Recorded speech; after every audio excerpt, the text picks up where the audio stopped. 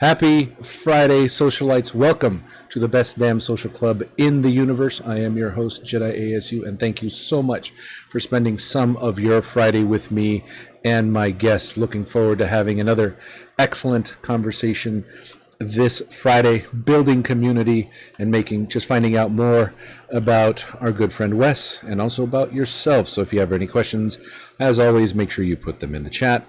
Be sure to subscribe to the 42 Social Club on YouTube, 42_Social Club on Twitter, and on the Instagram as well. So as always, make sure you pour yourself a drink. I'm going to do that right now. Sit back, relax, and let's get social. It is Friday, the 16th of October in the year of our COVID 2020. Hope you had an excellent week. As always, as I say, make sure, hopefully your feet hurt because you kicked so much ass. I'm actually excited for this break because it was a heavy week all around. So I am excited to have an excellent break, especially with our guest, Wes Franco. Sir, good to see you. Happy Friday. Salud. How's everything with you, my man? Salud. Sounds doing well. What are you? Exactly. What are you drinking, by the way? You showed it to me pre-game, so I'm sure there's going to be some people that are very jealous of what you just found. Yes, I myself was extremely sought after to go hunt down and make sure this was something that I got a chance to grab in my neck of the woods here in northern Atlanta, in Atlanta, Georgia, and I hunted it down. It's the Hershey Porter from England. So that must be stunning. I'm now. I don't know if now.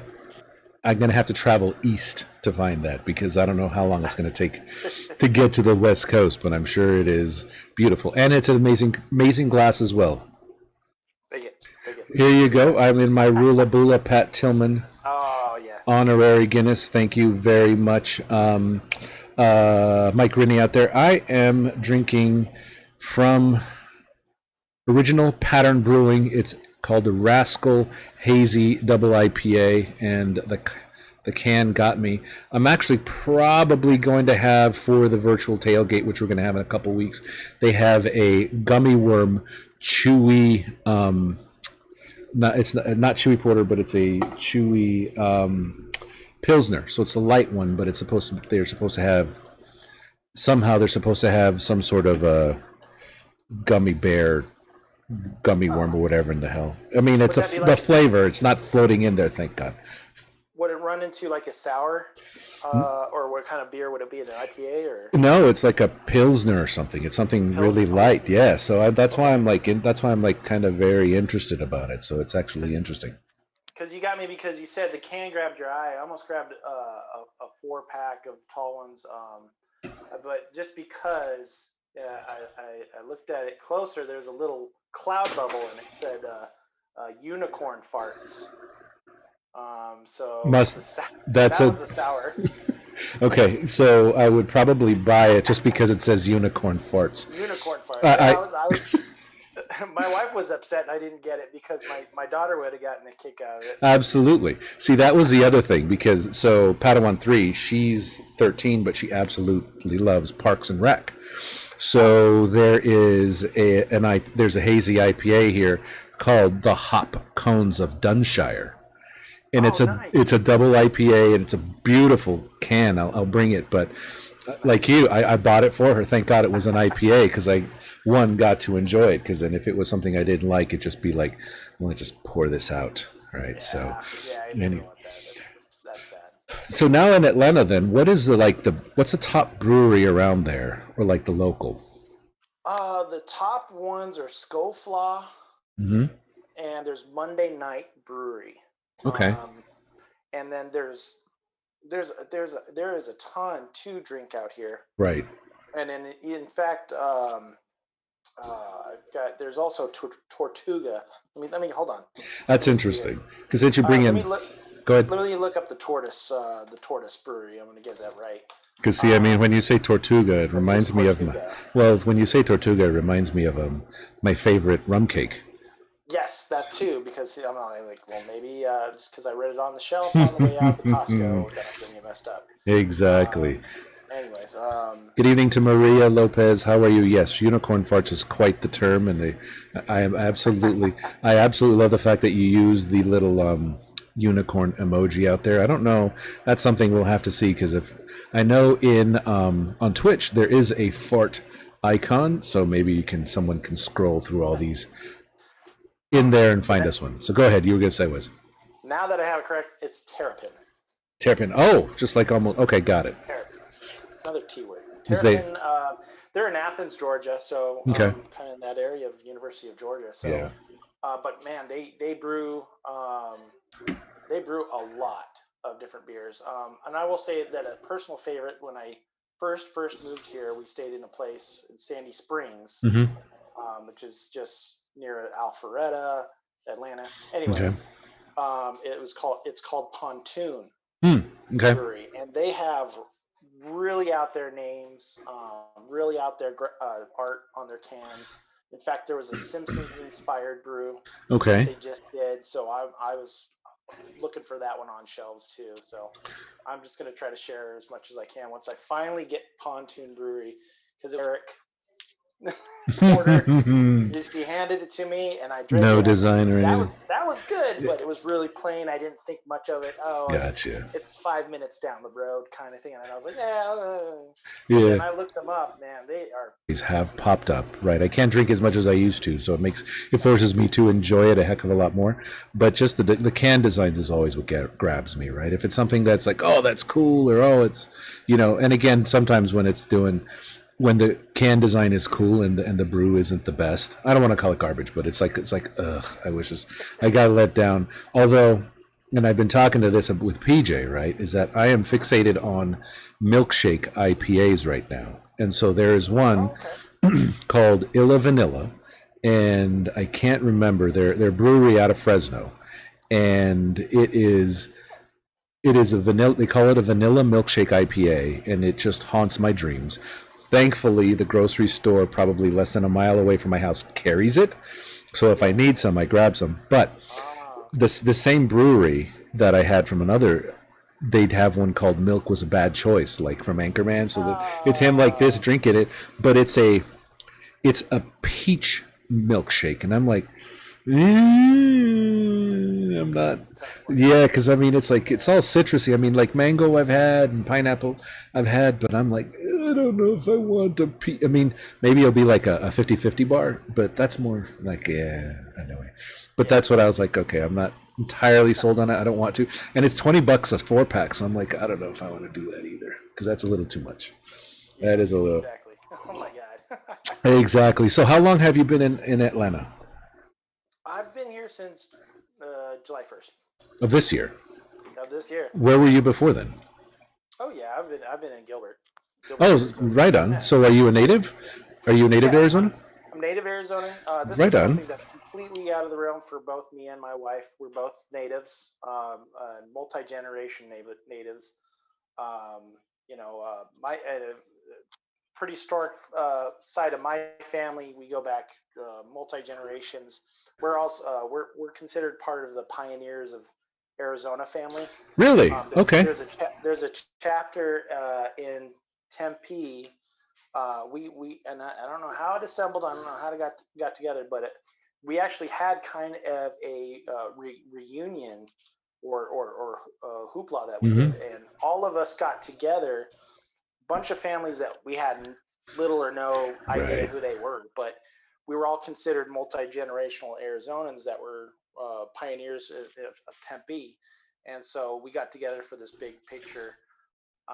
And the bigger part is my grandmother's taken precedence to be able to kind of keep all of the family information, everything pretty tight together.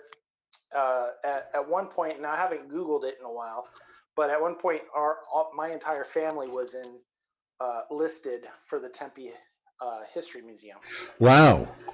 I'm certain we're still there, and there's plenty of photographs of my ancestors hanging.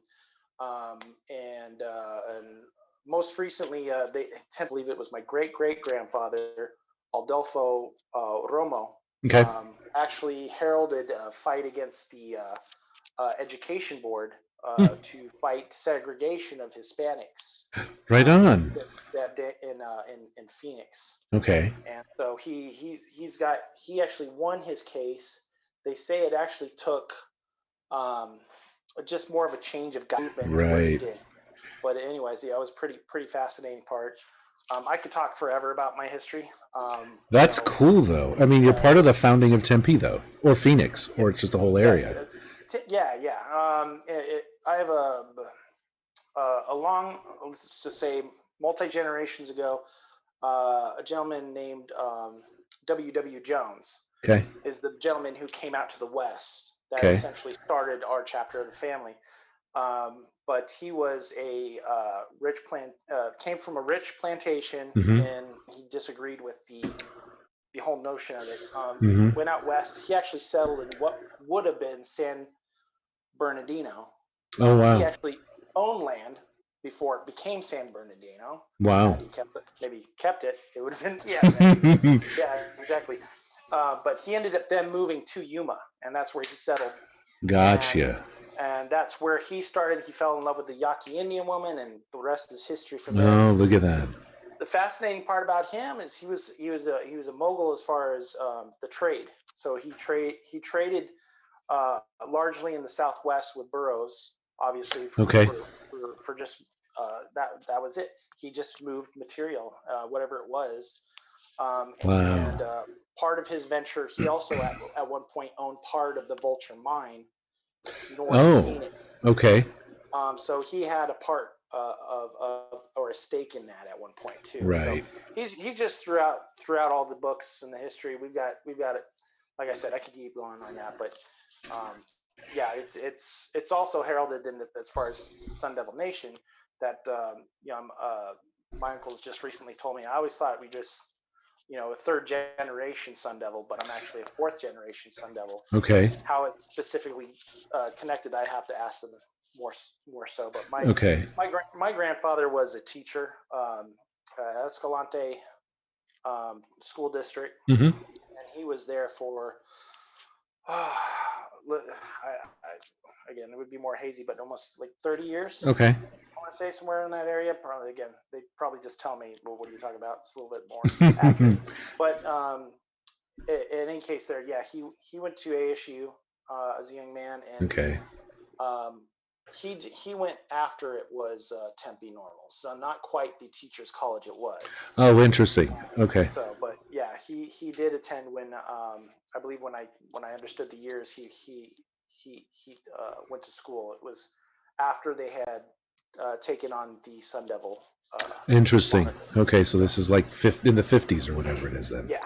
Got it. Okay. But then you've also, is he the first graduate is in your family, or was there someone before? If I'm fourth generation, then I can imagine that his father had to have gone as well. So again, I've got to check bases there and just see exactly what that was about. But and like all that documentation or photos or anything else or paperwork or all that other, is that part of your family's like cache of memories or heirlooms, or is it more, because it is so far back, is it more just something that is specific to the museum? Probably more museum basis. I mean, but it's something that obviously all of our immediate family, they still definitely know that and remember and herald their traditions and what they've gone through. And that's wild. That's what's it's really been easier. There have been like the little snippets and things from books about the Old West where they would actually mention some of our family members. There's a specific book that you can actually purchase. I've seen it, but I can't remember the title. I'll have to get that. I'm terrible at this. So, but that's all right though. But that's brilliant that there's all that kind of history that given it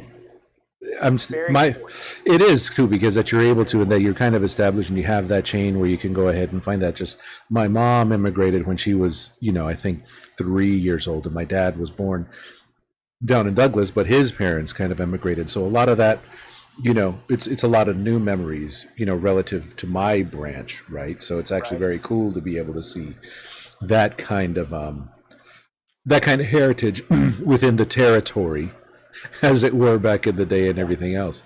And that was it. Paul Hornstein's asking fourth gen Sun Devil, how many in Arizona or in the West? Because both of you guys moved east, so I'm guessing majority of you people are majority of your family are still west. Oh, they're all still there. Okay. They're still all in the West.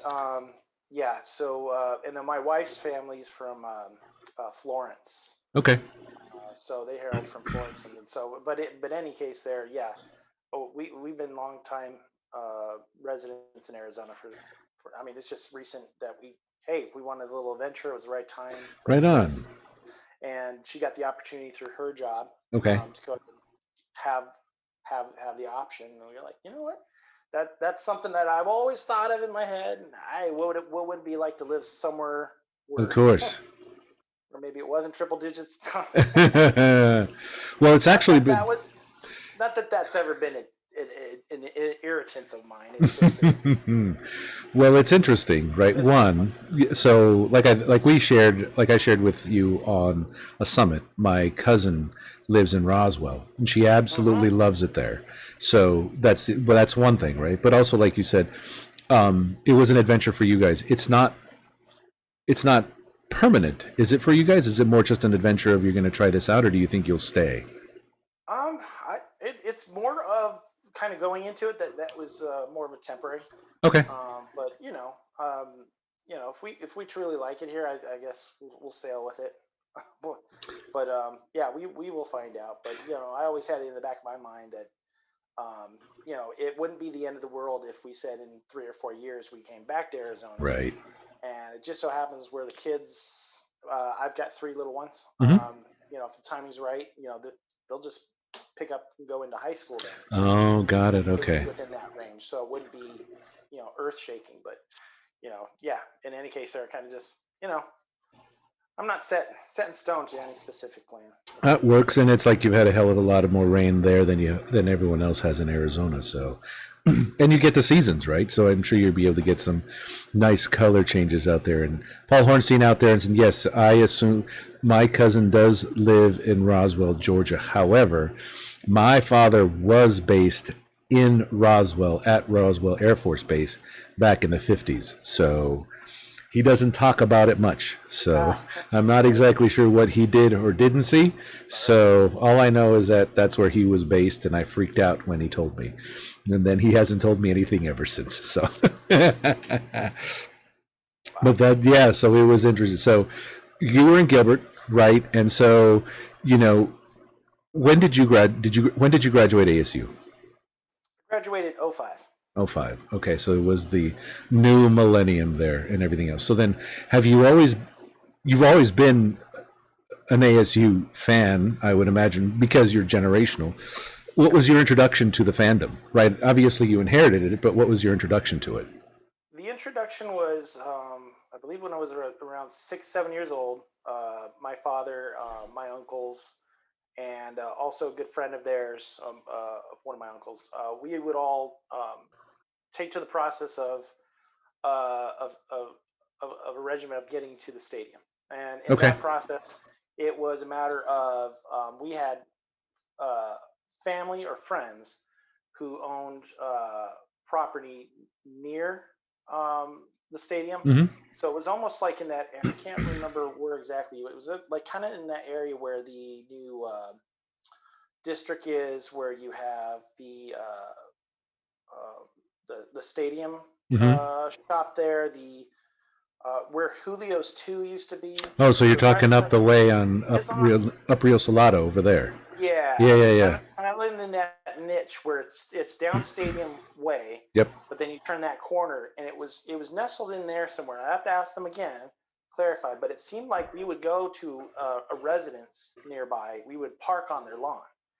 Oh, okay. We would just walk it all the way to Sun Devil Stadium, and we'd get there, in time to probably do the pregame and all that stuff. And Got it. That's where that was. We went for years. Obviously, the magical year '96. Mm-hmm. We were through all those years. We were pretty much sitting in sections 3. I believe it's section 3 or 4. Where is that? What side of the inn? It would be the main front entrance of the stadium.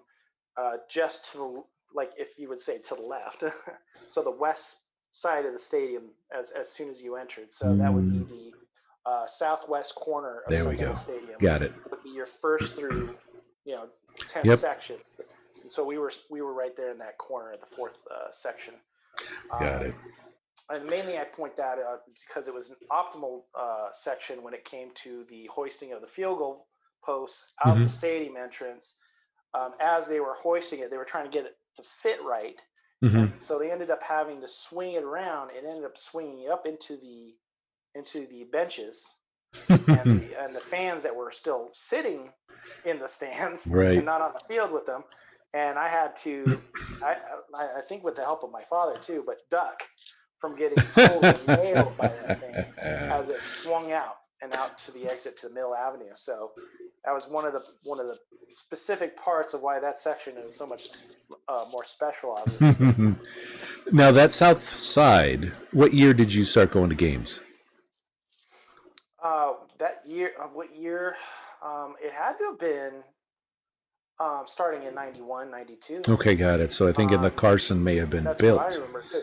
Because we were going to, and I shared some pictures recently of some fan photo day posters I still have, and where I got all the autographs and stuff. Right. Ray Rugemer and obviously Kyle Murphy and everybody. So I've we tear it up in the springs for spring ball and go to the fan photo days going in, and my dad would point out the guys who were the up and comers. Hey, right on. And that I remember that was my one instance in one place where I met Pat Tillman. Okay. He said, you got to get this guy's autograph, and he was walking in towards the tunnel. It was after that scrimmage that they had, soaking wet, the whole 9 yards, fully tired, ready to just take off and be gone for the day. Right. And he stopped, and not a problem. Just reached over, grabbed that marker. Oh, that's cool. Scribbled on my shirt. Being a little kid, it's probably a lot easier. Exactly. That's funny. And do you still have that shirt? Yes. Do you?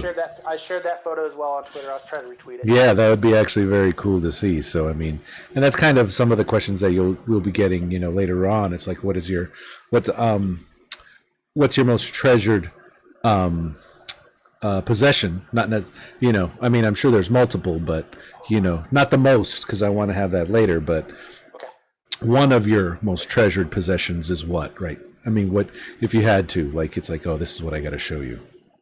Yeah. Do bring up the most important later, but sure. I would say that I've got a couple of items. One of which will be tough because it is dark outside. But I have my wife was able to secure and order the piece or the benches from the nosebleed section of Sun Devil Stadium. Right. So I've actually have specifically my 4 old seats when I was going to ASU or prior to ASU with all my buddies. They're in the old family section. Right. My specific 4 seats were me, her, and my 2 best buds. Okay. Would actually sit for a good few seasons before we decided to move back down and all that stuff. So that's cool. So it's from the same section, the same numbers. Same exact numbers. That's cool. It's all on there. We were able to pick it and specifically say which one we wanted. And I was like, yeah, how accurate is this going to be?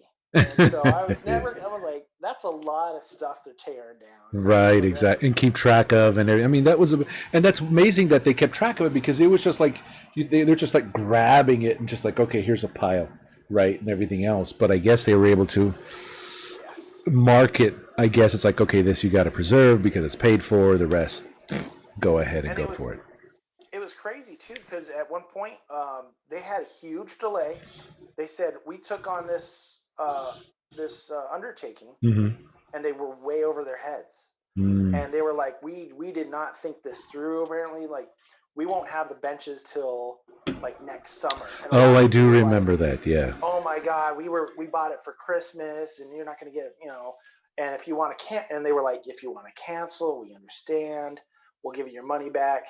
And then I would imagine quite a few people kind of just jumped the gun and just kind of just let it go. But Right. for those that stayed on board to get those, I would only imagine that maybe a quarter of the people that were expecting to buy benches ended up getting them. When Because I picked mine up, it came from like an auction yard, like the backyard of an auction place. Okay. And it was very odd, but then it was just like, oh gosh, how am I going to get this thing in? And it weighed a ton. Really? I did not expect, because you would figure the bleacher. I mean, what made it so heavy? The most part of the benching is aluminum, and then an aluminum backing. The problem is they used they were fabricating their own steel stands. I mean the legs. Yeah. So there are two large triangular legs to it. Mm-hmm. And again, I'll try to find the photo too. Sure. Of it. Let me get that going too. So I guess it's the steel base or leg is what weighed a ton. Yes, that is exactly had to be the majority of what it was. Interesting. That was just weighing it down. But yeah, I remember that. I remember seeing it was a big undertaking, and then sorry. Yeah, see, that was always the one thing too. I'm like, oh, how am I gonna buy that and get it home, right? Because I live 900 miles away, so I'm like, okay, do I rent a U-Haul from Phoenix twice, right? The first time I move away, the second time is to bring something back home to California. Nice. That would have been cool, but no, that was always. Yeah, I thought about it. I'm like, okay, what do I do? And I remember asking someone, I don't know if you were in the conversation or something else, but like they had a bunch of scrap, right? They was like, oh, here's some scrap metal. It's like, can you just send me a piece of scrap metal, right? Yeah, but I think it wasn't, I don't think it was logistically possible, but it was still just something that was just out there that necessarily wasn't available. I was just, just some rando seeing if it was possible, but. Yeah. Something to get it. Right. So then your last season in Tempe was 18 or 19? My last season tickets were I want to say 17 or 18. Okay. And it was just more so at that point trying to pinpoint the better schedules, see what happened with the head coaches and all that good stuff. And, it was just more of a family decision because, I mean, the ticket prices where we wanted to sit, mm-hmm. It went up, obviously with the donations and everything to what I think where we wanted to sit was 12 or 1,400 okay. for a season. And it was like, well, and you don't have the Yearvay game. And it's like, oh, wow. It's like, I mean, that was kind of all our thought process. I mean, hands down, it's been something that's, in the back of my mind, it never mattered. I mean, we always had season tickets. I mean, obviously the early 90s leading up to a Rose Bowl was not exactly the prettiest either. But it was the experience. And it was just, like I said, like just going with family and everybody to go see the game was 90% of being an ASU fan. Exactly. You were there to be social. You were there to hang out and just like, okay, if the team is good or bad, regardless, we're there. Yeah. Exactly. Yeah, see, that's interesting. And Paul Hornstein saying on there, 17, 18 feels like an eternity ago. Because I'm like thinking back, I'm like, dang, that is like only 3 seasons ago, but holy crap, that's forever. I mean, that's because Coach Graham's last season was 18 or 17. Oh, I always have to look that. I always have to look that up too. I can't ever bet. I can never remember. I think it was. Well, this is Herm's 3rd season, so yeah, it was 17. 17 was his 3rd. There we go. Yep. 2017. And I was definitely at that rivalry game that year. Got it. Final of Graham's chapter. I knew I remember the cloud as far as going to the stadium and right off the bat, some of the synonymous fans on Twitter showing up at the Crafty tailgate. Mm-hmm. and immediately we're throwing around rumors he's done. I didn't want to believe it because I didn't know what was next. Right. Who could it be? Yeah, absolutely. Who could have would have known it would have had turned around and done just as well as exactly the firm has. But at that point, it was who do you hire? It was just at that point. Kevin Sumlin. Yeah, that was the biggest, flashiest name out there, next to trying to hoist or try to somehow convince another big wig to try to jump ship. Exactly, right? To say, all right, we will pay you as much as you can to jump here. And it's like, no, because that's like, I think Les Miles was a name that was out there, because I don't think he was coaching and all that as well. So, yeah, Adam's talking about it too. He remembers all that conversation and everything else that went on at the tailgate. So exactly, must have been, there's always a good conversation in some form or another to be able to do that. So that's always a good thing to be able to go. And it's like Adam saying, is that the first time you met Crafty and Adam, or were you at a tailgate before that? I want to say that we had met up before an earlier one, like a Washington State early in the season. But it was more of a brevity, more brief. Oh, okay. You weren't hanging out. I couldn't hang out, but that was for sure the one that last with Graham and the rivalry game. That was for sure the one that I brought a buddy of mine, an alum, to go hang out and see what an actual real tailgate was, because he'd always just, I mean, what we've done is just what we did in college, is just kind of, be kind of frat boys or something, even though we weren't part of a frat, just kind of rage on parking structure 4, and then we'd walk down Palm Walk. Oh, got it. Yeah. And to the games. All the way down the game. We had a very big group, but all we ever did is throw some footballs and drink. But that was something to have an actual full setup and everything. So, I mean, I definitely showed him exactly what a Crafty tailgate was, and he was kind of blown away with it. So he's like, yeah. They do a good job there with the good food and the good beers, and it's always a lot of great people around there as well. Mm-hmm. So parking lot 4, where is that? That's on parking structure 4 was actually off Lemon and Rural Road. So it's a southern part of campus. Yeah. Okay, okay. So it's off there, but gosh, what is it? Almost right across from.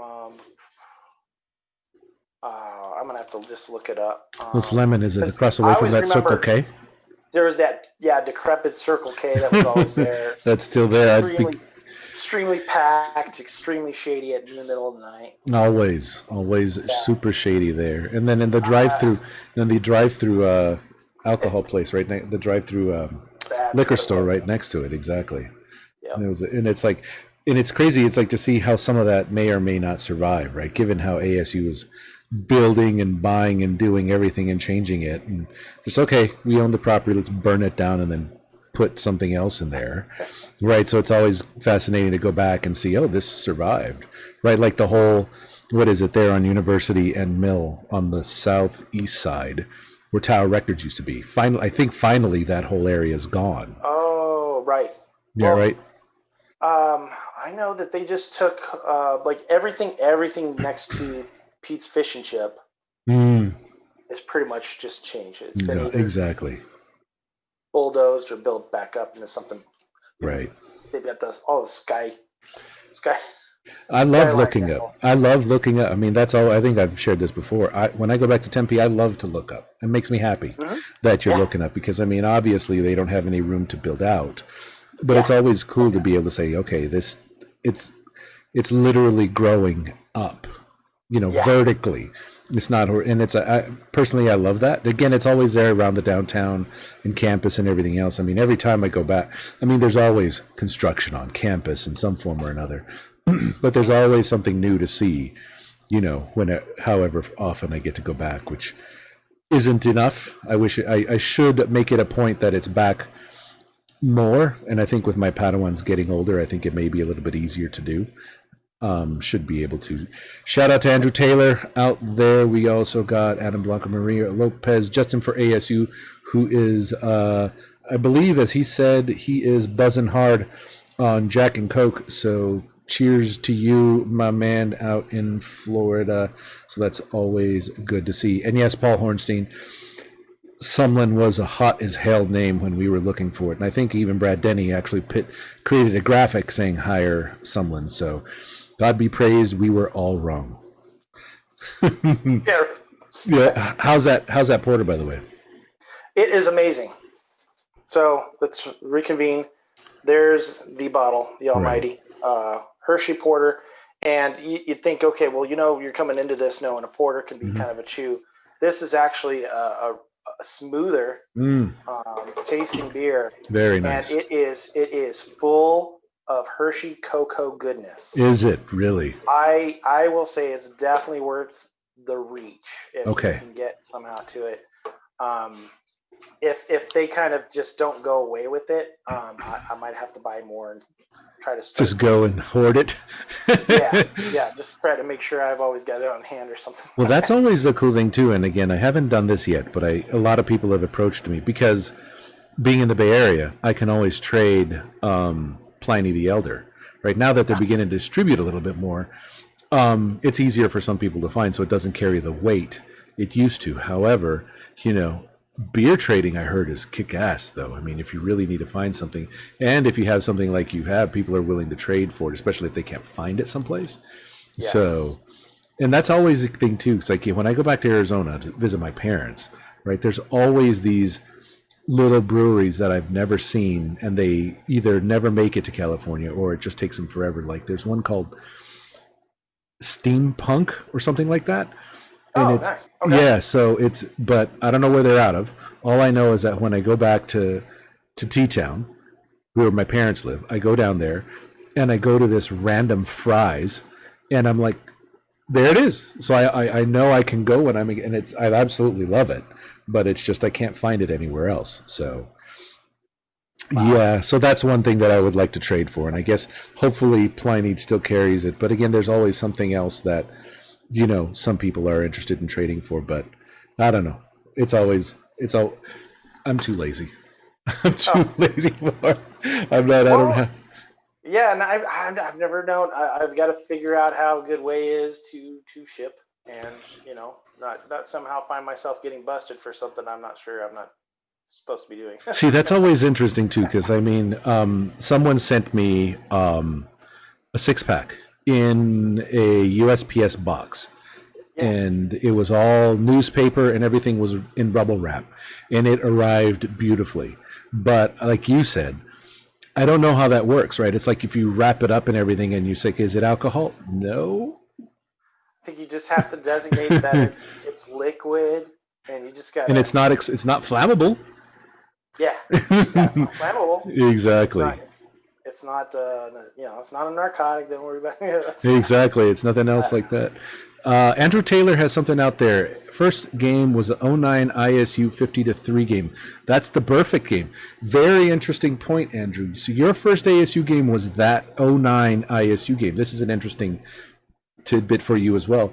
That's the day I was born. Jedi ASU was actually born that night. So what happened is I had been futzing around all off season trying to figure out a way to record the game so I could illegally stream it in some form or another for everyone, because I was in California the entire time from 99 to now. And so back in the late 90s, early 2000s, yes, the internet was up, but I couldn't get the radio feed. I wasn't, being in the Bay Area, I would always have to deal with either Stanford, Cal, Oregon games. So I would never get to watch that. So in 09, it was a Thursday night game, and I figured out a way to be able to record it directly into my laptop.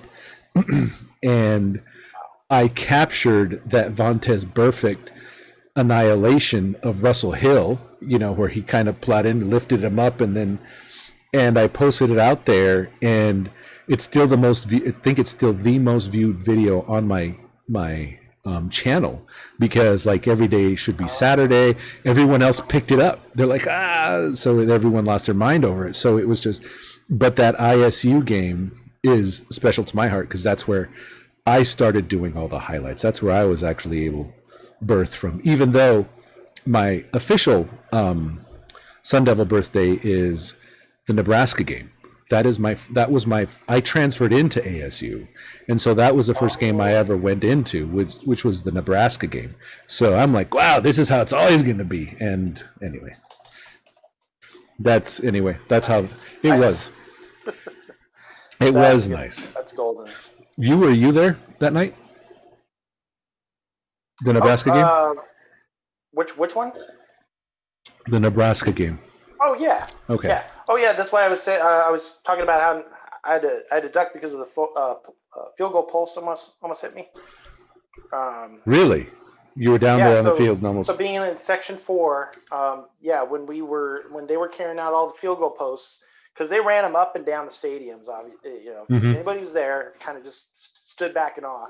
They hightailed all these field goal posts up to the nosebleed benchers, back down from the nosebleeds, all the way back to the field. It was just taking a big wild surf throughout the entire stadium, all these different poles. And when they finally geared up to get them straightened out to come out that south side of the stadium to start the march down Mill Avenue, they had to swing it out. And when they swung it over, I looked to my left and almost kind of did a cartoon double take. Is this happening? Right. I just decided to wisely duck, and it may have been my father also holding my shoulder. Time to get low. that we took a duck while that goalpost went out. I know I have my stub. I've got to find it. It's in my box of goodies. I discovered my shirts and stuff. In fact, I'm retweeting that right now. That's my little skip there in the timeline. I'm trying to figure out which game it was you were saying again. But we there for that Nebraska game. In fact, I don't know how many folks were able to get it. I'm 98% sure when you arrived to the stadium that night, you were handed a pewter Sparky keychain. And I don't know who advertiser it was. I don't know if it was Cox Communications or what. But that was stamped in the back of the pewter Sparky. They were the ones who supplied them. We were handed these keychains. I had that on my keychain for obviously multiple years after that. It wasn't a teardrop, but it was kind of like a rectangular teardrop, wasn't it? It was actually a really well done Sparky. Right. I think I remember that now. I gotta find it. But then you'd have the little silver chain links going up to where that key ring was. It wasn't half-assed, and it was really done well. But yeah, that was handed out that night for the Nebraska game. I wonder if it was everyone or just of some particular sections, because all I remember getting was a yellow palm. That's what I do remember getting. Yes, I almost think every game had those though. Right. Okay. For a good while, and they kind of just changed in design of the pom pom. So they would try to progress, and I think at one point they tried having gold and white. I don't know if that went over very well for very long. Right. They would try to do the gold and white and the maroon and white string. But then you would the handles of the pom poms. Now that you bring it up. The handles of the pom-poms would be a coupon for Pizza Hut.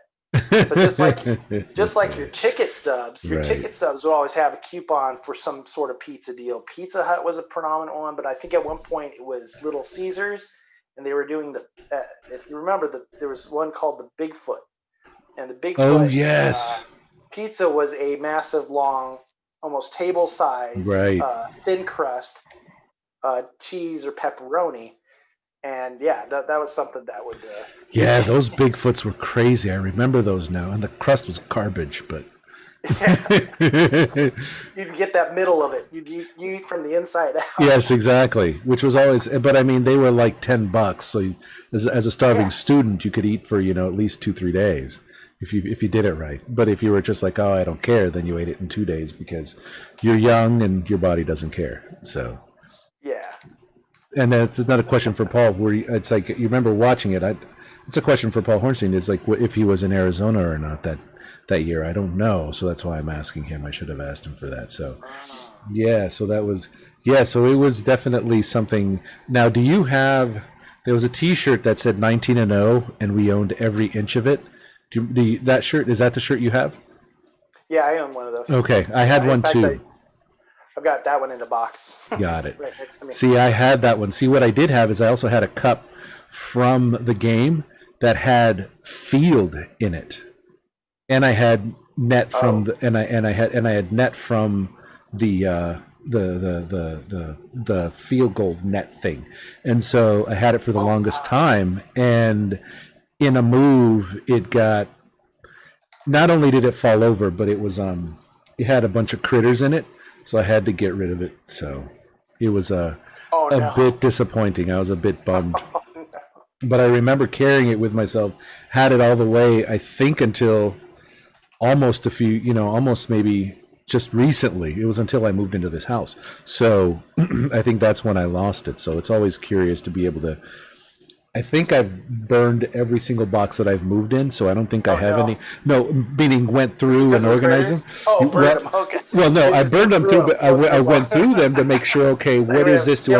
Because there was one. I mean, when we moved, there was like 10 boxes that were on one shelf that I hadn't touched in like a decade. So I'm like, I was like, okay, I don't need this. I don't need this. I don't need this. I don't need this. And there was a bunch of stuff I didn't want, and there was a lot of stuff I didn't find. So I was kind of bummed. I didn't have a lot of those ASU things that I wish I had, but that's where someone like you actually has it. That makes me happy, because at least someone else was smart enough to protect it and keep it safe and all this other stuff. That's both a great feat and also a weak point, but it's been something that's been kept in check by the wife. Is just trying to make sure I don't pack rack too much stuff. But if it was ever memorabilia and things of that nature, I've kept it in pristine condition. I just treated the ASU bench, by the way. Okay, cool. That I have. You can see the legs on them. Those are the heavy bad boys that make that bench. Oh my goodness! How did you haul that? Did you have a car or truck, or what'd you do? I think I was going to bring this up at one point with some other story. I can't remember, but I drove a Suzuki Grand Vitara. Oh, okay. And according to my wife and then a girlfriend at the time, she said it looked like a shoe. It looks like a sneaker. Because the back was exposed. It was a sweet. Well, it wasn't exposed, but it had. If you look at a Suzuki Grand Vitara, it was a sweeter version. And the only reason why it hooked on buying it, it was a limited edition kind of deal. It was made on the East Coast and somehow found its way in Arizona. I don't know. But it had fog lights, which I never needed. Okay. And then it had a higher wheelbase. Huh. So the wheels that were put on that one were specifically a little higher. Okay. And then it came with a sunroof. Okay. A 6-disc CD changer. Ooh, fancy. And leather seats. And for a used vehicle coming out of go kind of finishing up and wrapping up college, it was like, yeah. Hell yeah, that is super fancy. Yeah. That's so cool. Especially with the 6 CD changer. Yeah, exactly. But that was the miraculous little shoe thing that I had to fit this bench in. Right. To somehow try to bring it home. And you were able to. Was the CD in dash or was it in the glove? It was under the passenger seat. Oh, got it. Yeah. So they tried to immobilize it with the little setup under there, but every now and then a disc will skip. It's of course, that's inevitable. Yeah. That's what you have. I mean, it's like for those of you who never had to deal with a CD changer, it was just, in essence, it was just record player technology, but with the laser. That's all. That's all it really was. And if you had the boom and bass, it would make it skip too, because the boom and bass would always just rattle that little, and you'd be I went to Audio Express and I got a bazooka. Yes. You've seen those things? Oh, absolutely. That was the sweet. They were like they're the 6, 8, and 12 inch diameter, depending on how large it would. Yeah. So And they always promoted it. You can put behind your seat. It won't consume all this other stuff, but it did look like a bazooka because it always throw out bass like that. But I love those things. But yeah, you can unstrap it and you can still use all the storage that I need. You know, Right. if I needed to bring down a seat or something, I could just unstrap that bazooka and put that in the passenger seat. But yeah, that's what I.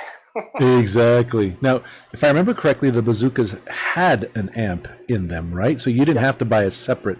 That's what made them so appealing, right? It's like it's all self-contained. Because I remember, I didn't have that much money, but I learned how to build speaker boxes. So I would always have to buy the speakers and then the amps, and then cut everything up, and then I'd be able to piece the box together, and then it would work out well. But like you said, those bazookas were cool because you didn't have to. And that was a real good buy. Yes, it was. And yes, I understand both having to explain records to some people, which is always entertaining, which is actually fascinating. A couple weeks ago, I should say this back first, Padawan3 absolutely loves her vinyl. She keeps buying vinyl and she absolutely loves it. So she has a little Victrola travel one. It has all the speakers and everything in there, but it's Bluetooth capable. So if there's a speaker, she can get to it and everything else. So she absolutely loves her vinyl.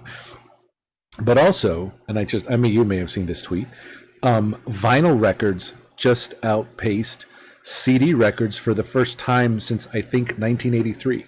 So it took them a while, but finally, records are selling more than so yeah, it's actually very cool. And I actually explained it to Padawan3 that CDs and then iPods and Spotify makes it a hell of a lot easier for you to listen to.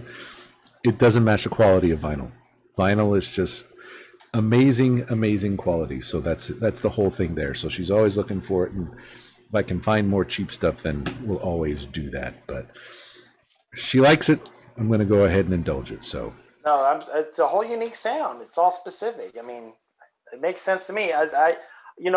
Buying a cell phone now, you got Harman Kardon technology on it, right? Which is wild. So I'm like, I don't know what this is, right? I'm naive. Okay. And here I am. I'm like, yeah, that's all I know is it sounds good.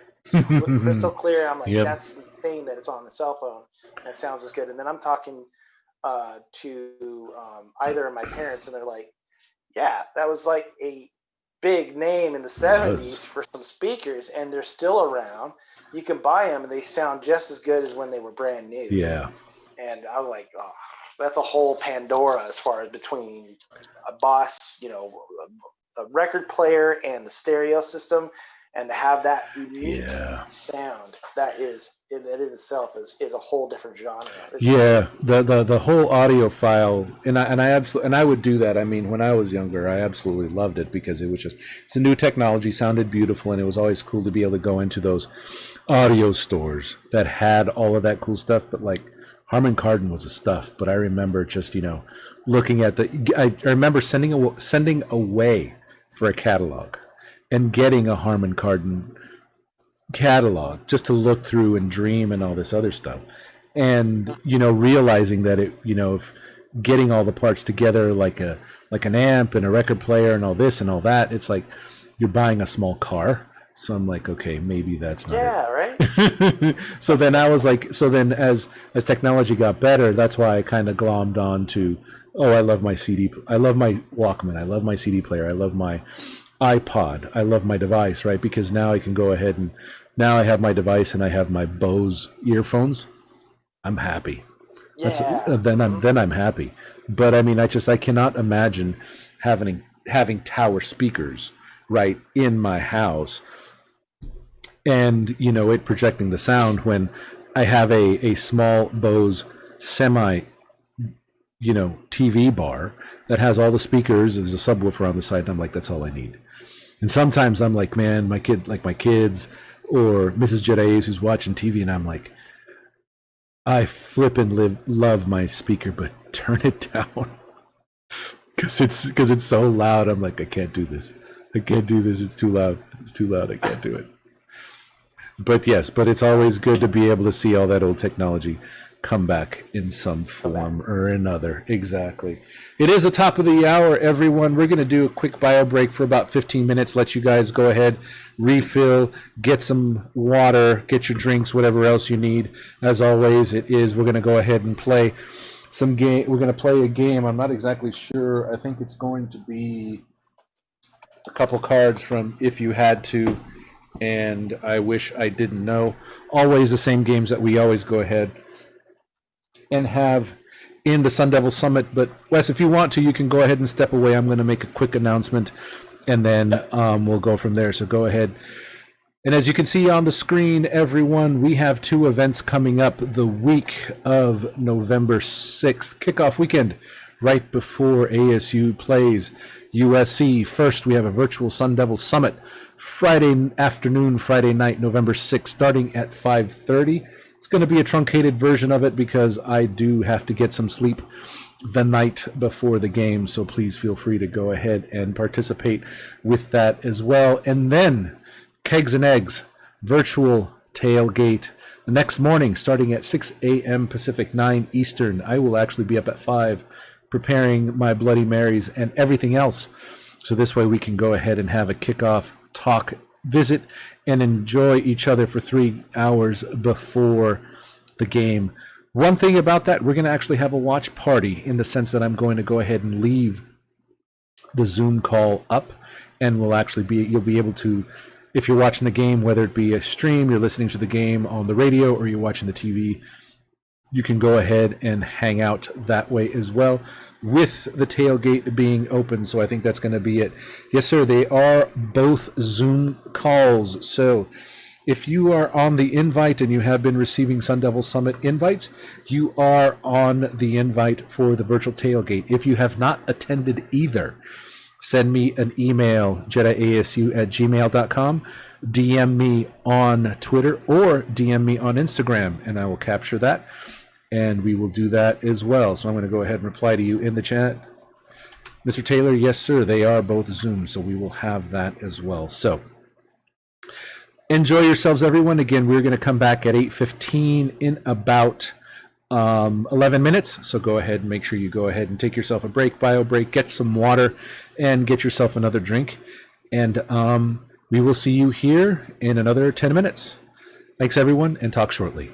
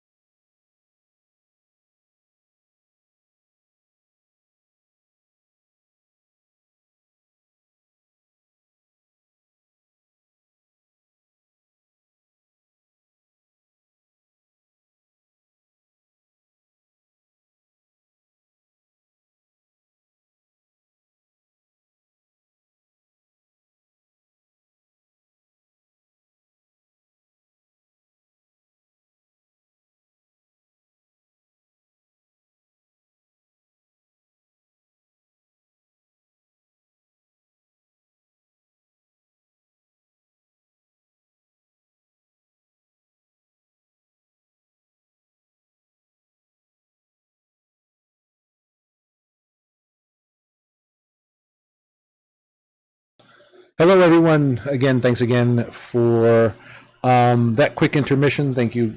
Hopefully, you are refueled, ready, and wired with your drink. I actually got myself a new can. I got to finish this one. Is that the same? Is this your second one? Is this the same one? No, it's the second one. Got Yeah, I sipped that first one to get me through. We got a it. third one on standby this time. Nice. So. My max is 2 a night. So this way I don't wake up all groggy tomorrow, watching game day and everything else. But at least it's game day is what, 9 o'clock for you. At least you get to sleep in, right? Or, I don't know with your littles. Game day, 9 o'clock, and then first actual game doesn't seem to start till what, noon? Noon for you guys.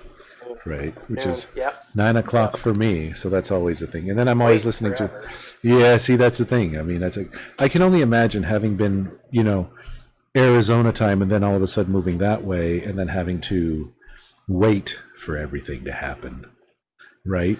Yeah, it's a double-edged sword. It's where it was always great to wake up with games on the West Coast and be able to have it going.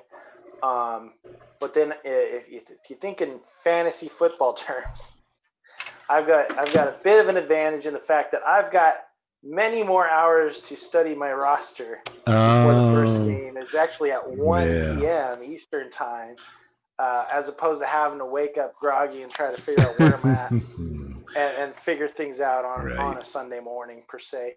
But yeah, I will tell you that East Coast, just hands down, it is really not as it's not preferable if you're a fan of a West Coast team. It's not going to happen because watching when baseball restarted, watching my Angels, at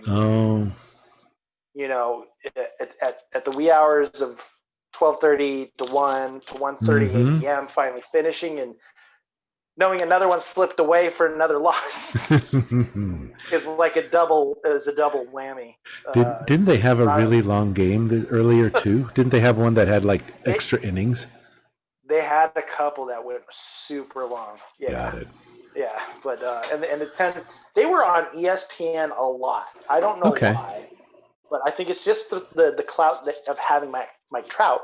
But for the most part, our pitching is atrocious, and that's how it maintained throughout the entire time. The rest of the brief season that we couldn't make a 16-team playoff. So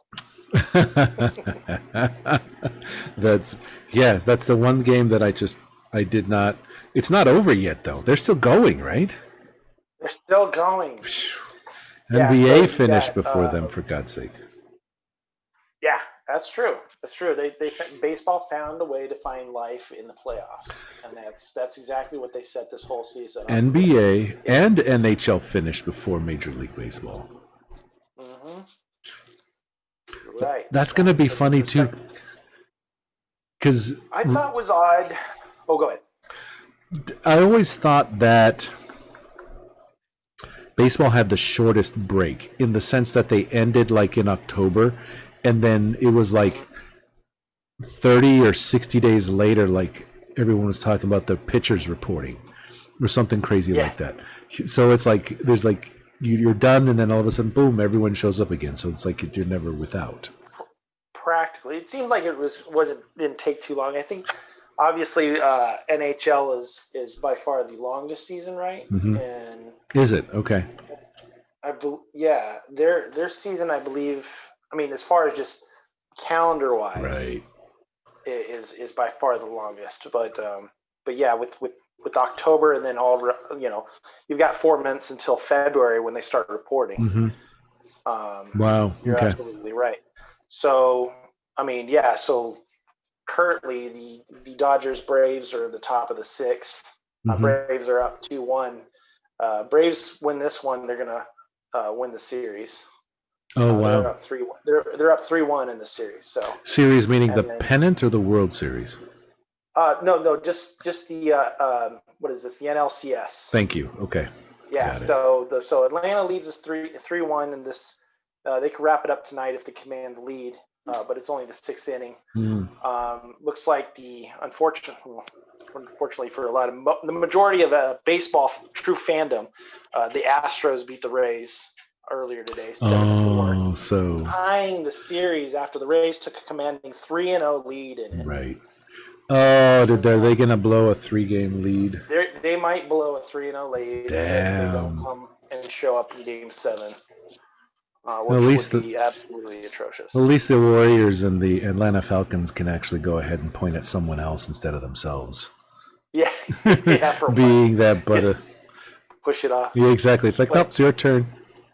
Yeah, did anybody bring it or string it? I don't know. I was kind of thinking this in my mind. I'm sure plenty of folks have, but you have the Tampa Bay Rays in a potential World Series position. Mm-hmm. You had the Miami Heat, obviously, playing the Lakers in the championship.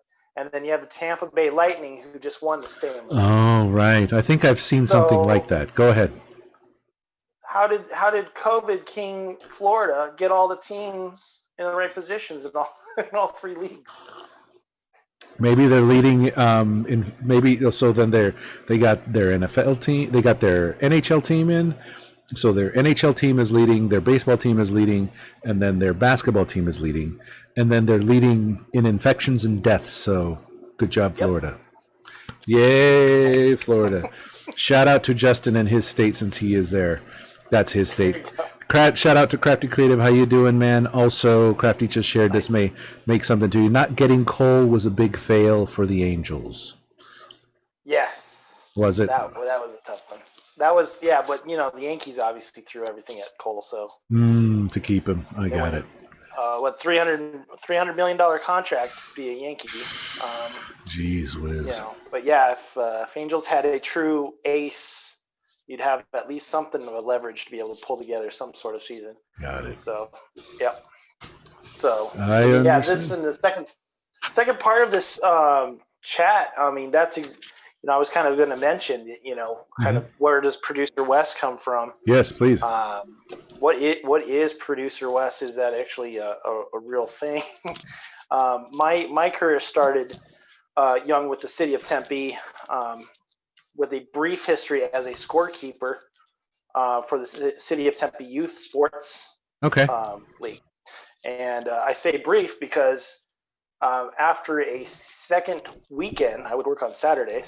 After a second weekend, I was promptly promoted to gym supervisor, which is the incumbent that gets the keys and be able to open up things and Congrats. be able to meet the janitor to open up things to make sure there was actually youth sports. Right. The reason behind it was that a middle school girls basketball game concluded after a couple of yips and yaps between a couple of 5th grade girls during the game. Okay. Ended up in the little girl's mom / head coach waiting for the other little girl to come out of the gym to continue their little discussion. Yeah. So before they could try to jump this other girl, I kind of came in between, and promptly after that, the referees took notice, knew that I actually did more than just scorekeep, and they gave me a motion right away. It's like, here's some keys.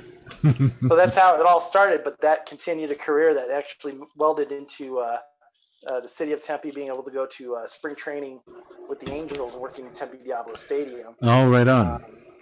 And in short, I mean, I spent close to a decade there being a sound systems manager. Okay. Running PA and the music for pregame and during the game. Right on. My herald moment was when a newspaper reporter once talked about how when you would hear the crack of the bat, when you would hear a foul ball come back into the press box, you would hear a window shatter.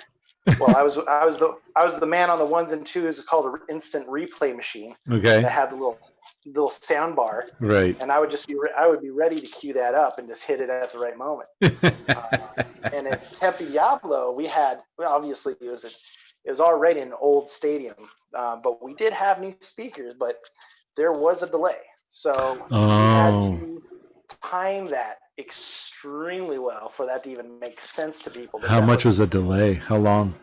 It was a good 1.5 to 2 seconds. Oh, that's an eternity. So as soon as that bat would hit that ball, as soon as I could see the trajectory was going to come back at us, you'd have to hit that button. You just had to, you knew it was coming back towards the screen. I mean, I had done enough baseball games to know exactly what was going to typically happen between year round. It was, you'd have Little League to MSBL, NABA, adult men's leagues, all sorts of stuff. And I would run music, sound systems, and PA and announce and do that for close to right on.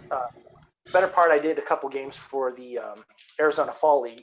Okay. So I was at Ho-Ho-Com for a couple. Oh, wow. Yeah. I believe it was Mesa Solar Sox. Oh, I didn't know that. Okay. I also did a game in Scottsdale for the Scottsdale Scorpions, and they had what was towards the end of his tenure with the Diamondbacks. Eric Burns came out and threw the ceremonial pitch. Right. And so there was that one, but yeah, so that's where that all kind of started. That's cool. And then that was something kind of just that made sense to me when I went into college. What I wanted to do, and that was broadcasting. And so I went to first after earning an Associate's of Arts at Mesa Community College. Right. I got that for free. Off of a basic scholarship. It didn't cost much back then to have a semester of college, but yeah, one little scholarship deal was all that took care of my associates for the majority of it. So out of probably buying a couple books, but after that I went to straight into Walter Cronkite. Got accepted on the first time. Oh, that's excellent. I had done my research and had done enough to really get to my spot where I could be able to just give them enough ammo to convince them that I was going to go somewhere with the degree. Did you have to do something like an audition or a demo tape, or just this is all the stuff I've done? It was I think a very detailed essay. Okay. And it was pretty much had to be a resume. Oh, interesting. And then what are you going to do in the future? What are your aspirations? And so exactly that. Luckily, I had been able to work with the Angels for as long as I did, and I had little times here and there. My father worked for the Angels at one point for a few years. He was able to get hired on full time by their staff in Anaheim. Right. And I sat in the press box one time with I can't think of his name all of a sudden. The voice of the Raiders, Mike Papa. Oh yeah, absolutely. Okay, so I was in the press box for Papa and Ray Fosse for the Oakland A's.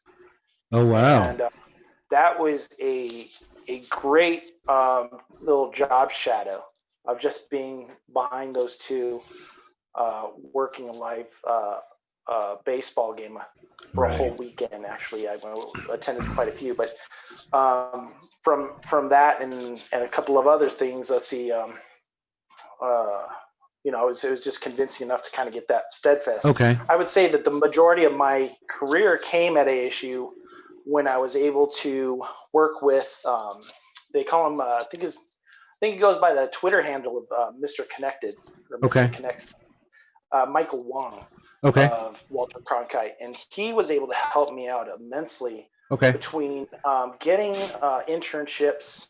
At one point, I was working for ABC 15 as a promotions rep. Okay.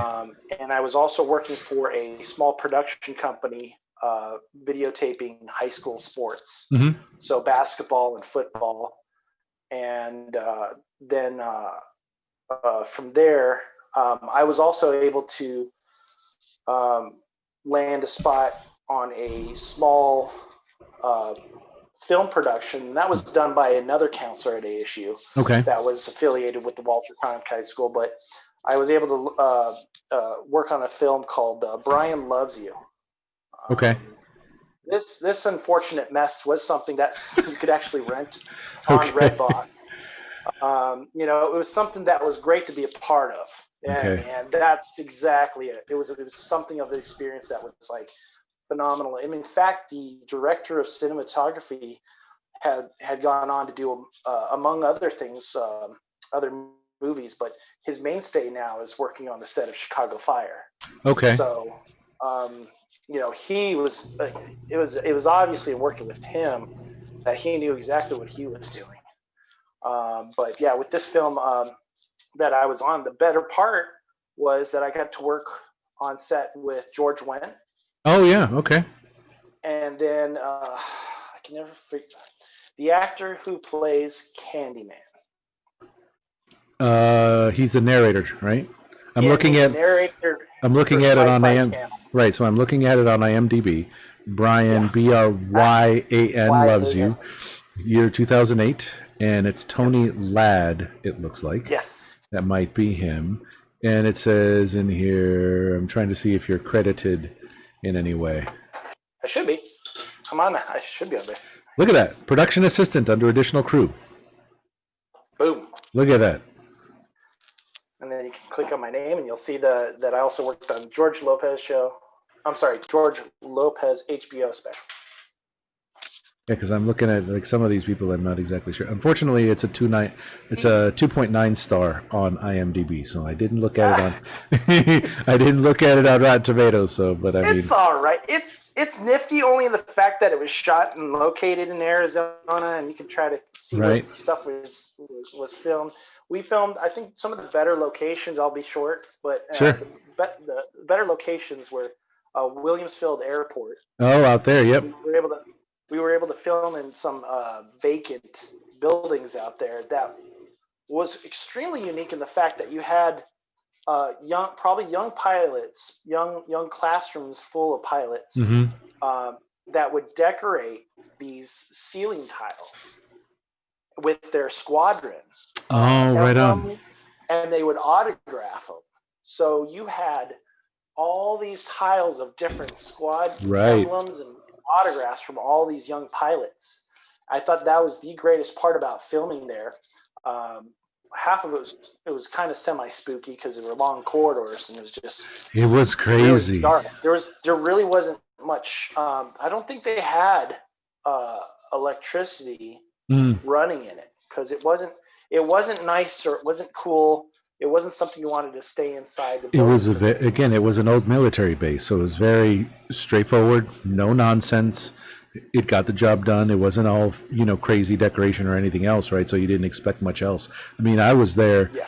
I graduated from ASU East in '98, so it was even more desolate back then. All the homes there on base were abandoned, right? One of the initial dorms was one of the old hotels, right? So it was just, a lot of the stuff that was there that's there now is unrecognizable to me. So it's actually kind of crazy. So yeah, like you said, even in '08, looking at it's like, wow, look at all this stuff. But it was just like you said. And that's funny because I had to look it up because I was like, well, when did that film come out? And when did I actually film? We had to have filmed in 04. Wow. Okay. It took them forever to I think it was $1 million budget.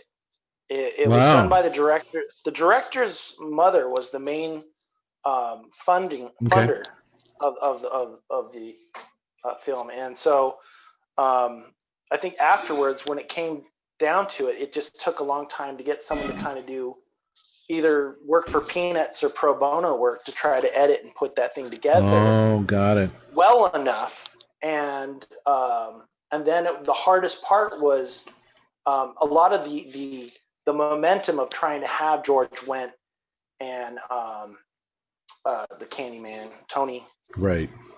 But then also they tried to carry you'll see her in the cast too. Is Tiffany Shepis. Okay. Is a B movie actress like starlet. Oh, interesting. So okay. They tried to get her as an incumbent proponent to try to distribute the film, but it took them a long time to finally do it. So wow. But I was very impressed when the early days of red boxing, when you send in those discs, back and forth through the mail, Right. you could get Brian Loves You. And I was like, well, I'll be. I'm in Redbox. We did the movie premiere, and shortly after, it was just like, that was. Where did you do the premiere? Oh, that was at the Independent Art movie theater there downtown Tempe, off Mill Avenue. Yep, very cool. Yeah, we had the premiere down there, right there off the street. So that's funny. Small little theater. It was pretty cool to have that place to ourselves and show the film off. Was it packed? Yeah. Or kind of not? It was actually pretty full. It was pretty full. Interesting. Okay. So it drove everybody there, but yeah, I will say that was something. But yeah, shortly after the film, I got I don't even know how I got the deal, but I heard through a friend of mine, I think through ABC 15, okay, that they had an opening for this HBO special. And I said, yeah, I'll throw my hat into that. Just let me know if it happens. This is for the George Lopez special. George Lopez. Go ahead. Yeah. And so, let's see here. What year was that? 09? Or was that more several years after that? No, that should have been pretty. Let's see here. And shout out to Adam Blomker. Good night. And he had to sign off. And Paul, there was no alien tech at Williams. So America's Mexican is the production that I was on, and that was 07. But you found out from someone on ABC 15. Said, hey. Yeah, it was through my boss, through the promotions department. Okay. And I believe that's exactly where. But yeah, they said, hey, would you got some work if you're willing to want to go out there for this thing? And I said, yeah, I'm not doing anything. Where was it at though? It was at the time it was called Dodge Theater. Okay. But now it's called Dodge Theater. Now called American Federal Theater. Wow, they changed their names twice. Okay. But this is right across from the Phoenix Suns Arena. Oh, downtown then. It's downtown. Got it. And yeah, it's an amazing theater there. It looks it from the special. Yeah. And so you were there. So I mean, what was that? Was it just a one-day gig, or did you have to be there like a day before? It was a few days. Okay. It was a few days. So I think I was there from Thursday through Saturday. Okay. And what the deal was there is Thursday, everybody was assembling and showing up and staging for the special. So obviously there were some probably technical crews that were probably there before that. But it was a matter of cameramen setting up, getting their gear ready, et cetera. But like one of my duties is just a production assistant. You get tabbed with just odd tasks, from picking up the director for the HBO special in my Grand Vitara shoe. I was like, I got to pick up who? I need a better car. Yeah. I'm like, hey, at least it's leather. Right. Yeah. So, but yeah, the thing wasn't the roomiest. Yeah. But anyways, yeah, I went and picked up the director for HBO to bring him downtown. And then I was working with this fellow that was great, and we would go, I don't know, get the stationery. I don't know. We had to make like little billboards out of like foam board and stuff. Okay. But this fellow I was working with most, he was a roadie at one point for Korn. Okay. And he also worked with, I want to say another heavy metal band. I'm gonna have to look that up. Was he part of the? Was he part of the comedy tour, or was he just a guy that they contracted? No. He was just a roadie that tuned guitars and then just moved the equipment around for Korn. Okay. And he was telling me all his stories and stuff, which was probably the best part about the gig, was just that I found someone to confide in and laugh with. Right. But I'll cut to the chase with the HBO special. The Friday night was the first show. Okay. And the deal with Friday night was they recorded it, but it wasn't going to air live because HBO specials are Saturday nights and they're live. The reason for the Friday night special is so they have something on can, so that way if they lose satellite transmission, they have something backup to go to. Oh, gotcha. Okay. So the Friday night special, which it being recorded, Right. pretty important, right? So I get tabbed about, I want to say it's a half hour before the show, maybe 45 minutes. But I knew it was pretty damn close. But someone came to my manager, the assistant gal that I was working for, and they said that the guy who was supposed to have the, I believe they were, I don't want to say they were laser discs, but they were something better than just CD quality or something to record to. Okay. They were digital discs to be recorded with. He forgot them. He forgot them in New York. Okay. So the whole reason why you have a Friday night show is to record it, and the guy who was supposed to bring the stuff to record the shows, in case they messed up. Yeah, so they need someone to go buy these things immediately in downtown Phoenix. Like at what time? It was probably like closer to 9 o'clock. PM? 8:30 or 9 o'clock. Yeah. Oh yeah. It was a prime time show thing. It was really oddly late. It was pitch dark, and I was like, "You want me to do what?" Yeah. And I'm where? And they're like, so they hand me. I want to say they handed me $100, and they gave me an address and some brief directions, because this is before I had a GPS phone. Of course. Or any idea, a little alone, to know even the streets of Phoenix, which is completely different than the stomping yards of a Tempe or a East Valley of any sorts. And so they hand me with the task of going to get the most incredible thing that they need. Are these laser discs, I'm going to call them. And here I am. I'm racing through the streets trying to find this place. In the shoe. And I get red in the shoe. It's not the fastest shoe either. And I get every single red light. There's zero traffic because everybody's waiting to watch George Lopez. Right. So there's no traffic, but everything's clear.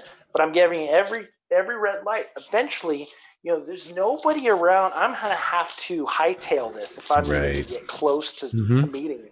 So I'm kind of looking both ways and running through some lights because this isn't gonna happen. And I was like, if it happens, it happens. I get pulled over. I'll try to give them the story. But I was like, this is never going to happen. So I get down a dark lane. I turn left. I get into a small center.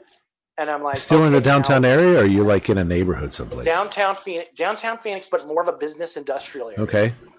Business industrial. And they're empty buildings, no signs or anything. And I'm looking around. I'm like, okay, I'm here.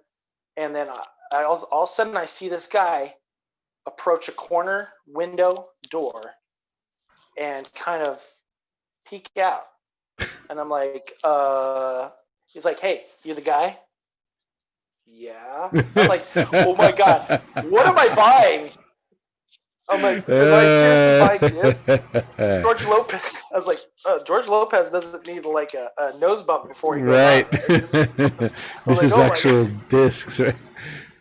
I don't know what I'm doing here. I've got the money. I've got the paper. He's like, so luckily, here's a stack of CDs and stuff. I'm like, oh God, thank you. That's like, okay, unreal. Here's the money. I got the disc. Bye. And so that's unbelievable that they had a contact someplace in some freaking business. It's like, we're sending a kid your way. They had no clue. They said every major store didn't have them. They had already called. Really? It was just this one guy in this small that had them. Had what they needed. I made it in time. I handed the discs off to this guy in the the broadcast truck Right. set outside of the theater, and the guy just kind of nonchalantly, "Oh, cool, thank you. And That's it. Thanks. Ta-ta. yeah, exactly. Toodaloo. Oh, we got what you needed. Next. All right. Well, I'll just go back I to my almost spot. died. I was like, I don't know what you guys set me up for, but all right. I almost died, and here I am. Oh my God, that's So yeah. this I could. Have you been back to that? Have you ever had to to go back just to to the say, I theater. almost, no, you go back to that warehouse, Oh, whatever. It's like, oh, I almost died here. if I could figure out what snake of a direction I went to go find it, I would love to. Yeah, it Watch was it be something. off right off the off a main drag though. It's just you decided to drive all crazy, Yeah, and it's just like right off exactly. the main street. Yeah, it probably wasn't that far at all. Right? Yeah, It's it was just just all right those there. The damn whole, red lights. That's funny. That's but so then uh, you were there, so you got them the discs, right? This is Friday night. So then this is I don't know what time, but then what happened after that then? So what else? So well, obviously they do the show. they do the show, and it's the best show of the 2 nights. I will tell you that. We laughed our ass off. It was so well timed. George just was on fire. He hit everything that he needed to. And Cool. the reason why we have something to compare to, because that Saturday night, you know, and what you find on the DVD is not nearly as funny as that Friday night. It was the one It Friday night was live. the That was Friday it, night the better one. was the better show that never aired, and no one else ever got to see except that audience and all of us in production. And so it just there was a sound cue for some of his music that was a little too late on the Mm-hmm. live. But when that Friday night hit, it was perfect, Oh, cool. and it generated a ton more laughs than when you see it on Right on. Saturday. It just falls flat. And so that's Mm, some of the bigger comparisons of things. But that Saturday night was odd because I got to know more about George Lopez and how he studied and how he got into a ritual. Everybody told he had these bodyguards when he got in and they got ushered up, right. that they were pushing everybody aside. Watch out, everybody clear. And Mm-hmm. then no one really saw George enter Okay. and go, but he had a whole second floor to himself, Okay. and no one was to enter or come close to that second floor. Mm. And so that's how, at least that night, and how he prepared for the show. So that wasn't Understandably, necessarily I don't want to talk to anyone. It's like I'm getting ready for the show. I'm I'm getting sure in it the was right just Okay, got it. Cool. this is the mentality, and this is what needs to happen. Because I know for the most part, after the show, extremely kind, gentle, warm to all the fans of Wonderful. Phoenix. Okay. Amazing man. But his bodyguards were they were the muscle. Mm-hmm. They hassled me because my Grand Vitara shoe was parked next to the stage door in the back. Mm-hmm. And it was the reason why I specifically parked there. It's because I didn't know if I would have to run through the streets of Phoenix again. Right. But these guys told me that I had to move my car, Mm.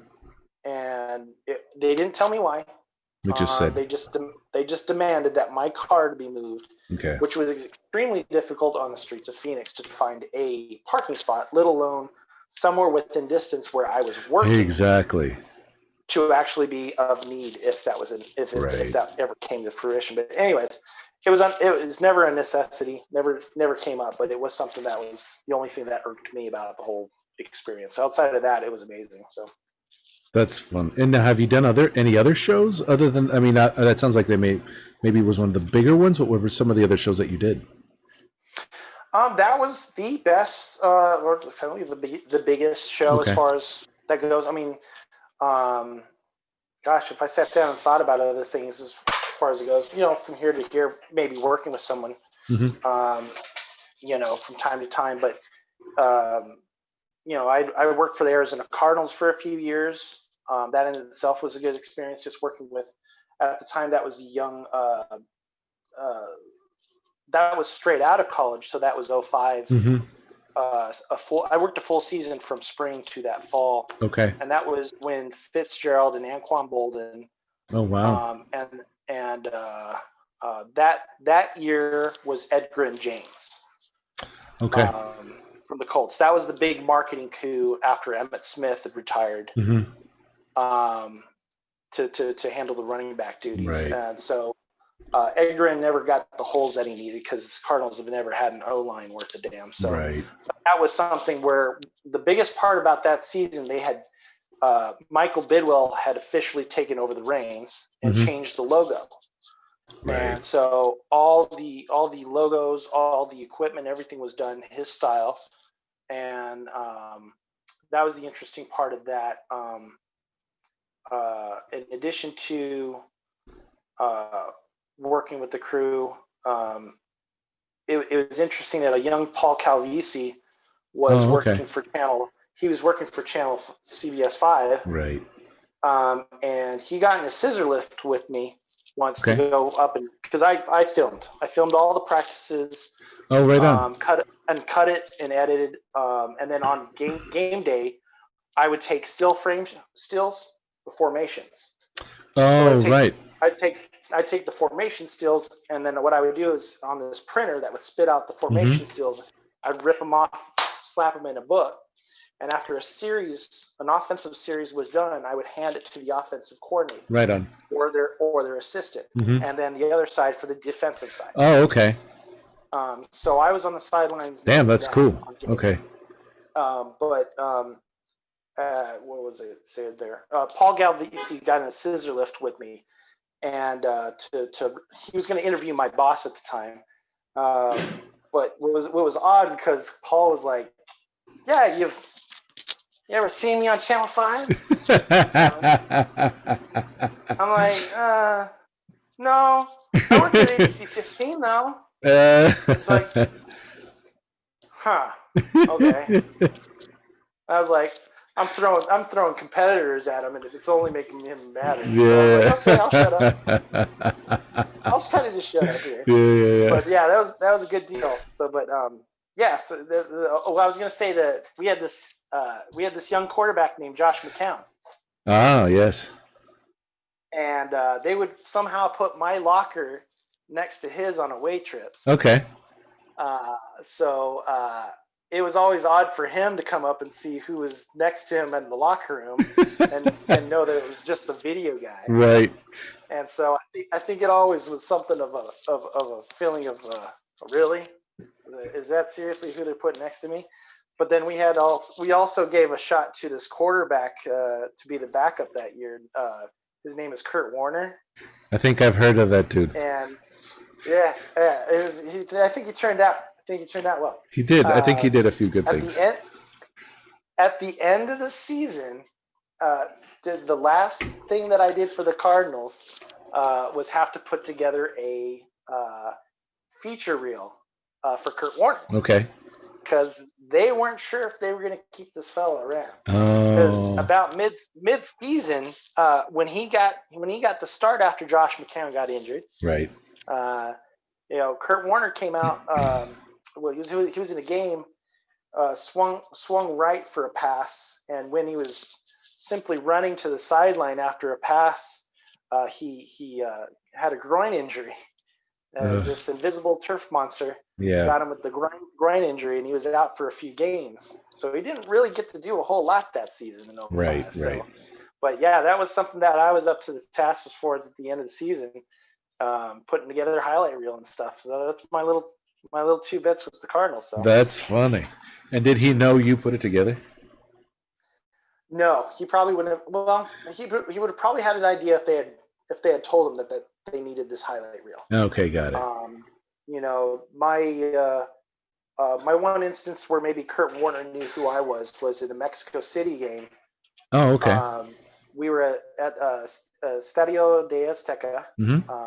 They're in the big one, and that was a couple of different stories there. But my main story there is that the first snap of the game, Kurt fumbles Mm. the ball, and San Francisco 49ers take it all the way back for a touchdown. Okay. Or they end up turning that series into a touchdown. Right. It's second snap of the second series of the offensive squad being on the field. Cardinals, again, fumbled the ball. And on that series, the 49ers take it all away for a touchdown. So down 14-zip, we had an issue on our sidelines with the video feed. Okay. For whatever reason, despite being there, I believe we were there 3 days early, 2 days early, for an additional time to make sure everything was working. But our hands were tied because we're not the technicians for the stadium. We were going to set up our equipment and make sure it worked. Right. That was our job. And when we got it set up to work, finally game day, we only had, and I think this is how it was, it didn't matter really, but we had sideline feed working, but not the end zone. Oh. So we could show the formation, that means on the sideline view, coming down from the camera well, but you couldn't see what was happening from the end zone, which would tell you a whole different perspective of how the players are aligned. Absolutely. And then vice versa, the 49ers, and this was my super sleuth, is because I ran across the field to go ask the 49ers in my NFL logo. not my Cardinals. Not my Cardinals logo, right. Hey, 49ers, what's going on with your equipment? Are you good? And they said, no, we have end zone and we don't have sideline. So the 49ers had the opposite of issue with us. And so luckily, after those two fumbles for touchdowns, down 14-zip, Kurt Warner comes over to me and he starts ripping. I can tell you the series of curse words that came out of his mouth because I was just blown away that Kurt Warner, was cursing and was cursing at me, but it wasn't my fault. So it's it's not my deal, man. Are you like, am I starstruck? Yeah, I was like semi-starstruck, plus kind of like, this is awesome. This is cool. Kurt Warner's yelling at me. Right. Like I'm actually like, he's angry with me.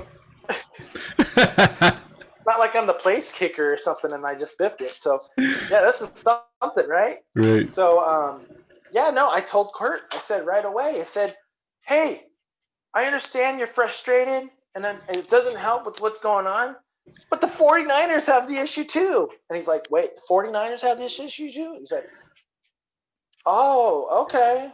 All right. He's still pissed off. But not at you. I took him from a 10 and I brought him down to a 3. Right.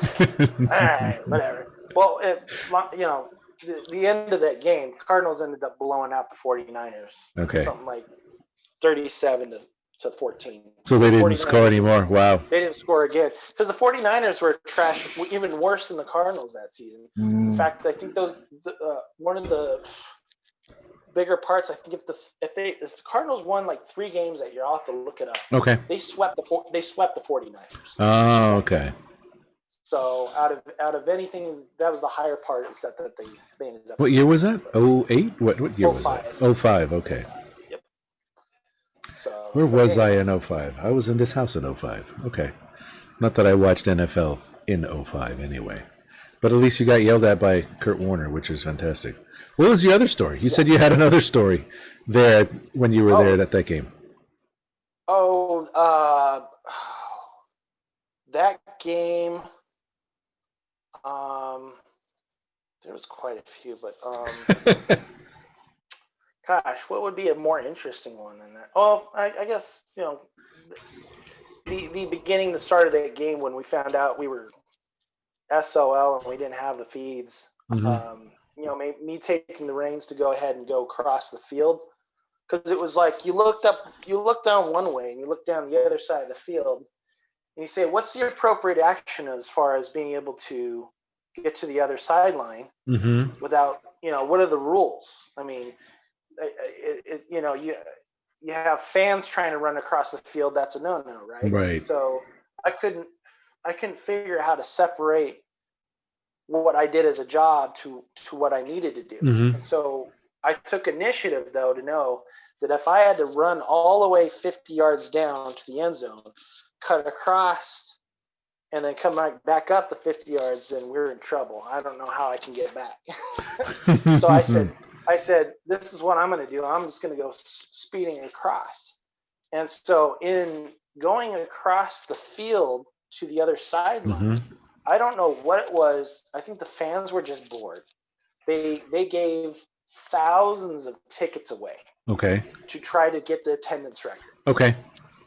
Because the lower bowl of the stadium was essentially separated as far as class. Oh. For the citizenship, or the citizens there in Mexico City. Right. The lower bowl was the rich and the middle class. Right. And then the top were the everyone poverty. Else. Right. The folks that they gave the tickets to just to come and see the game, of course, and enjoy it. But they knew the true value of the ticket. I'll tell you that. Okay. But when I sped across that little field, just little old me trying to go see what the 49ers were doing, that top section of the stadium started a slow roar. And then it got big. It went, yeah! Because you made it was like a soccer game. Like a soccer game was going on. I'm just speeding across. I'm sprinting across this field just to try to get something done. Because time's a ticking. Right. I've got all these fans going nuts, going. Because it's someone else. Someone else are the players. Something's happening finally. Let's go. Exactly.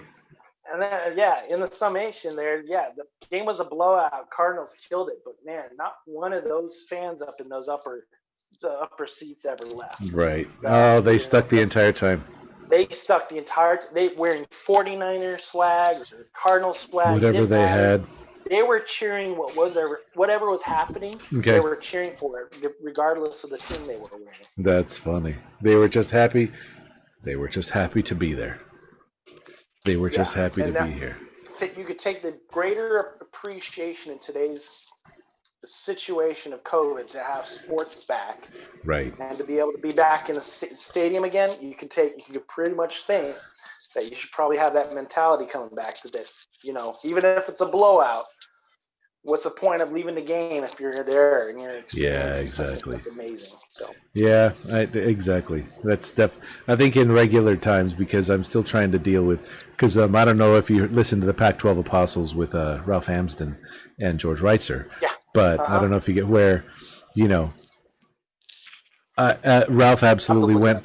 Well, go ahead. But this episode that they just released this week, and then like you were saying, just happening to be there, but Ralph went on this absolutely beautiful rant that just sang to my soul about how, these 9 a.m. starts they're not conducive to the fan on the West Coast. They are catering to the regular fan that may not necessarily be interested in the Pac-12 in every other single time zone other than the fans, right? And Ralph's argument is that, look, you're doing this wrong. You actually absolutely need to be able to cater to the fans that are interested in seeing the game and their footprint, and that instead of trying to turn someone around, in Ohio, right? So, yes, I'll be happy once we're, God willing, we get a kickoff at 9 a.m. that Saturday in 3 weeks. But if it's ongoing, I'm not going to be a fan. But so true. It's a kick in the teeth to the people who actually support them. Right. That's exactly right. And to try to cater to the East Coast is what's his angle? Is he trying to bring the Pac-12 more of that audience, that attention that he's obviously losing the battle that SECs and the ACCs and everybody else is already gaining. Even the mediocre in the ACC is getting better. Absolutely. Playoff initiative than the Pac-12 because of Larry's mishandling of it so much. Yep. Was Pac-12 after dark really a good thing? In some cases, the greatest part about it was pandemonium of upsets. Absolutely. It was a chaos. It was that chaos at night that people, a lot of East Coast riders would miss, right? But everyone knew you stayed up and it's like you were going to be in for something, whether it was be good or bad. That's what that Pac-12 After Dark was about. So You could feed off of it, and you knew it was going to be a good game. But gosh, yeah, the East Coast bias is just lives wild. it's legit. Lives wild. They all sleep on it, and no one wants to write about something that nobody else saw.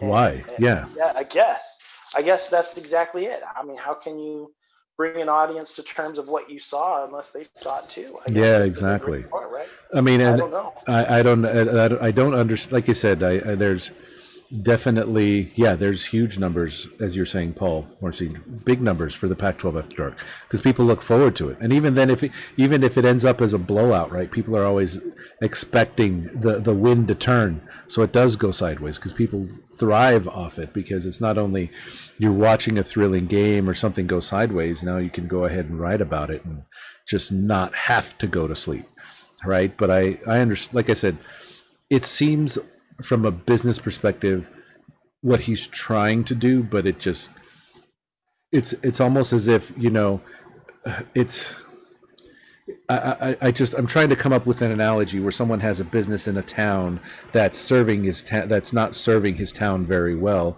because the other town has just 1 to 200 more people, right? So rather than looking for and taking care of the town you live in, giving them an amazing product, it's like, well, you guys are always going to be around, so I'm going to go over here and pay some more attention over there. So, which is infuriating. But that's what Canzano even said, and you saw me tweet it. It's like the 9 a.m. kickoffs are now called Bloody Larrys, because that's really what they are. They're Bloody Larrys, right? So that's going to be always something to be able to see. But, we'll go ahead and take what we can this weird season, but, it'll be kind of odd to be able to do all that. It would be truly interesting. I mean, we won't carry on it much longer, but can you imagine where a town where there's nothing but your university sports to actually follow, like in Omaha, Nebraska, Cornhusker fan being told that they have to now wake up at 9 a.m. or something to be able to see their team. I don't think the big obviously the Big Ten conference would ever put them in position to have to try to toy with them as far as kickoff time. That's kind of just incredulous as far as what Larry does. Oh, absolutely. I don't see any other conference having to do that. No, I think that Nebraska analogy is perfect, right? Because it's like, okay, Nebraska fans, you're not kicking off till 9 p.m., right? Yeah. You're not going to kick off till 9 p.m. because we want the West Coast to be able to see you guys. I mean, it's like, okay, so you get to tailgate and hang out and everything else, and the bars are going to be open all day. It's like, they're not going to do that, right? They want that kickoff so that this way they know they got some sun, right? And being able to do that. So it just absolutely is not conducive to it, I think. And again, I guess it's something that we're here to be able to do that. But anyway, it will be good to be, exactly. Big Ten has all those kickoffs. You always see those goofy kickoffs. I mean, it's like, I remember going to Camp Randall, right, and it was a big old early game, and then they kicked off at noon, and it was brilliant too, because then you were done by like 3-4 o'clock, and you could go ahead and go to the bars and get a good dinner in you, and get thrashed and watch a bunch of games on the TV, and then when it's last call, some of the games are still going, which is cool, right? Because then you're like, all right. So that was always that's West Coast, best coast. I know you're on the East Coast.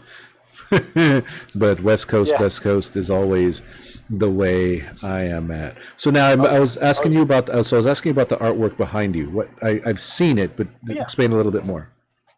Yeah. So the artwork that is here is done on ceramic tile. Okay. And where is that in the stadium someplace? I believe so. Okay. It actually is. It is. They recreated it. This artist originally was featured with this exact artwork on ESPN, and somehow, again, my amazing wife was able to find and locate this. That's cool. And be able to purchase that.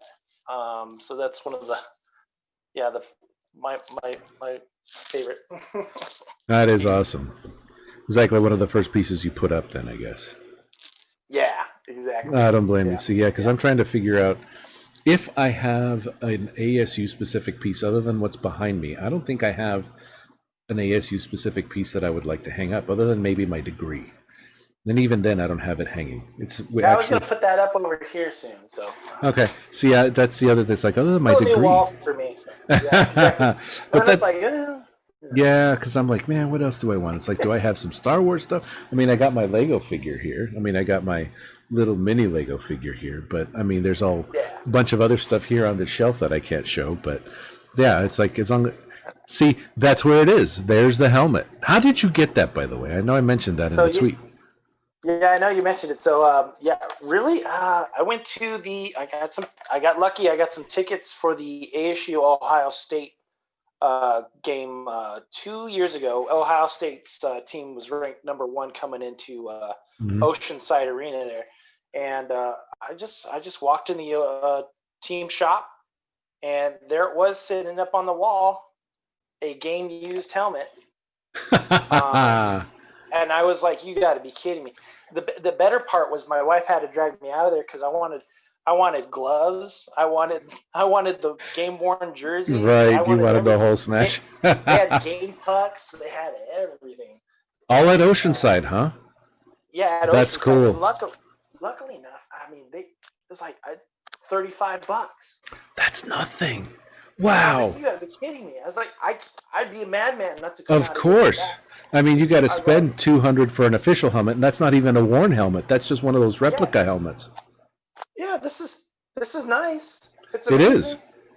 But that thing ain't fitting on your That's not head. that's not field worn. I That's don't know not if you it. can see it. Yeah, it's got a plastic little bumper in there, and Oh, you you can't can put your see head. that it's a bumper in there. So It's look yeah, at that. you can't put your head in it. It's because, So kids were running around wearing it, and then parents sued them, so they had to put that in there. that was that was actually one of my better Halloween costumes growing up in 5th grade. Running Uh, around with. I I made my own ASU helmet, and Okay. I wore my dad's old jersey, Okay. and my cousin played Pop Warner. Okay. I borrowed his shells, and my dad's jersey was big enough to wrap around it. I threw on Oh, right on.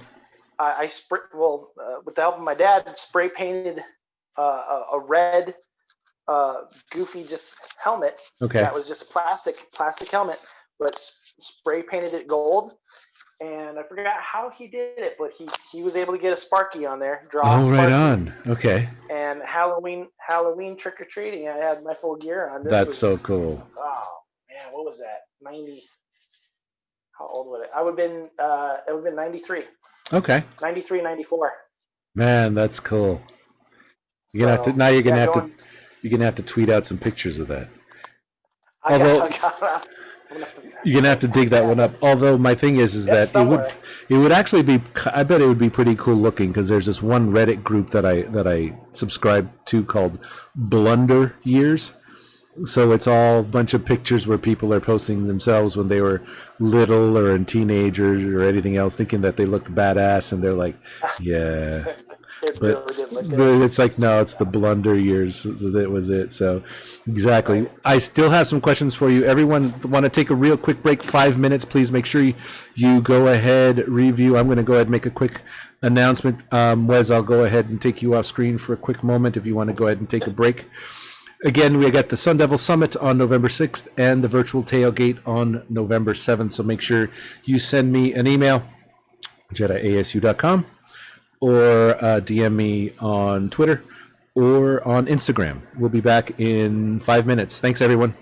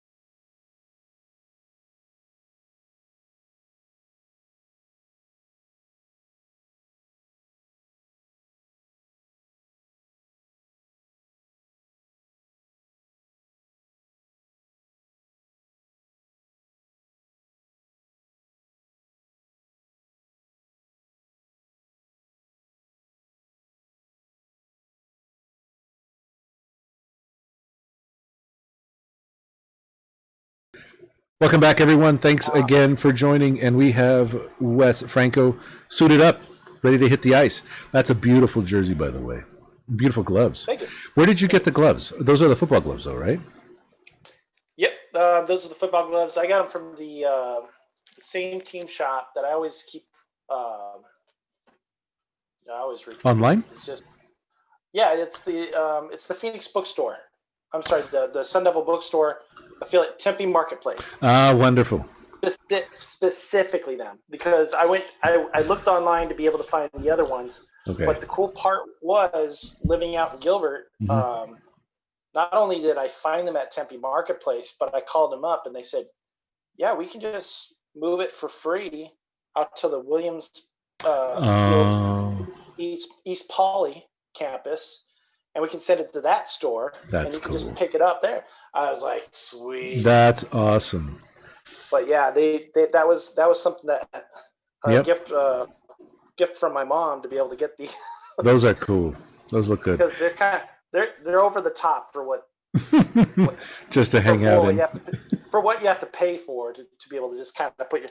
They are great for tailgating, and the fact that people get pissed off because you can one hand catches left and right. I don't know if you've ever worn these. I have. Yeah.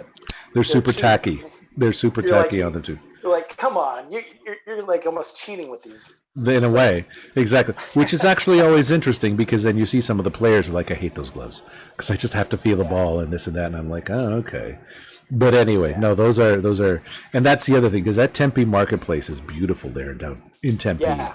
It's a beautiful setup. Yeah. So, have you seen their area that they have for the Pat Tillman stuff? They have a little, yes, like a little memorial thing set up in there. They do. It's right near the. It's kind of like it's a little, not cubicle, but it's like a walk-in space where it has all the shirts and the jerseys and everything else, right? You think you almost, if you're not paying attention, you think it's the changing rooms. Yeah. They got to make it a bigger deal. Yeah, I think it's actually the Tillman Club that probably put that together. Got it. Okay. I believe that's exactly right. I love the Tempe Marketplace because then you're always going in. And even upstairs has all a bunch of stuff up there. So yeah, it's a great layout. Yeah, absolutely. You had mentioned earlier as far as any other crazy moments in production. Yes. Tip of the hat to my mother. Okay. She reminded me that the reason why I knew Edgar and James came in to fulfill what Emmitt Smith had retired from the Cardinals. It's because I worked for his show. Emmitt Smith had a magazine. They called it a magazine show on ABC 15, and it aired after the Cardinals post-game show or whatever their locker room show was late at night. Right. You'd have Emmitt Smith's show that would run in tandem after that. Sometimes you'd watch it early morning Saturdays for no reason.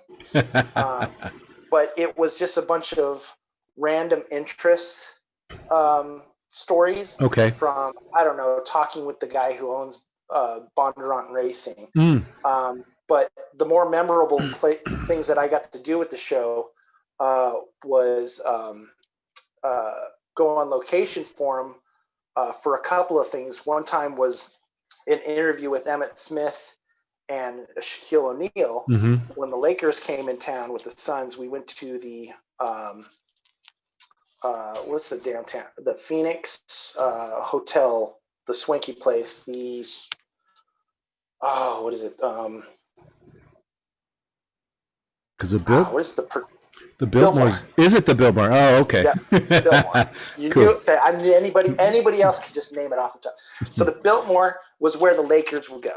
So when we went and did an interview, we walked through that hotel and left and right, you saw Lakers players. I couldn't tell you which one the other ones were, but when we got to the room with Shaquille O'Neal, it was Shaquille and his dad, which is his main manager for a long time. I don't know if he still is or what, but incredibly cordial. I mean, it didn't matter. Cool. It just, I said, Shaq was like, "This is my father.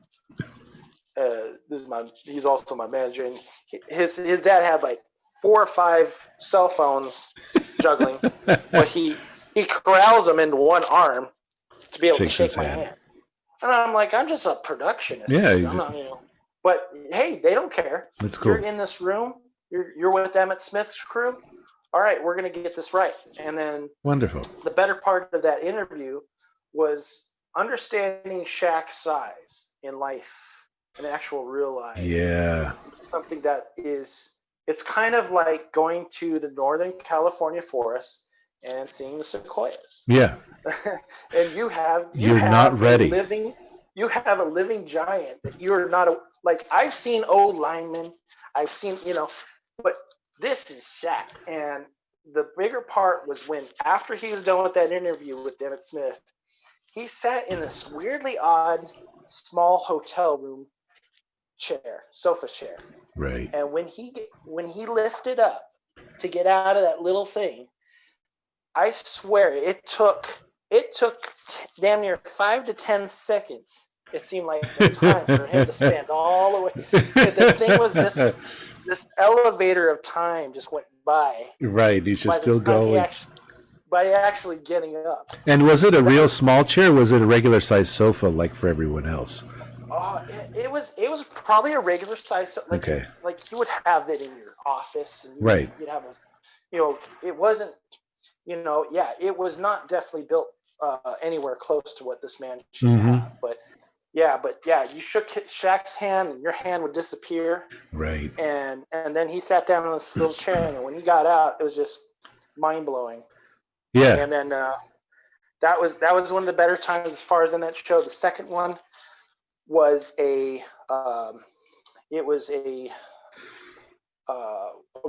celebrity roast for Jerry Colangelo. Oh, okay. The celebrity roast for Jerry Colangelo happened at the Phoenix Arena downtown. And the better part of this is we were just there to hit a couple interviews and get out of there. Okay. But the better part was it just happened that everybody in the Who's Who's list knew and recognized Emmett walking. Okay. Obviously, of course. Sit down with people. Would you like to talk with it? Heck yeah, I'm going to talk with Emmett Smith. So one of the more amazing was Bob Costas. Right on.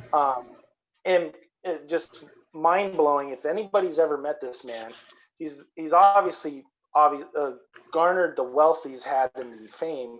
Right. He is extremely intelligent.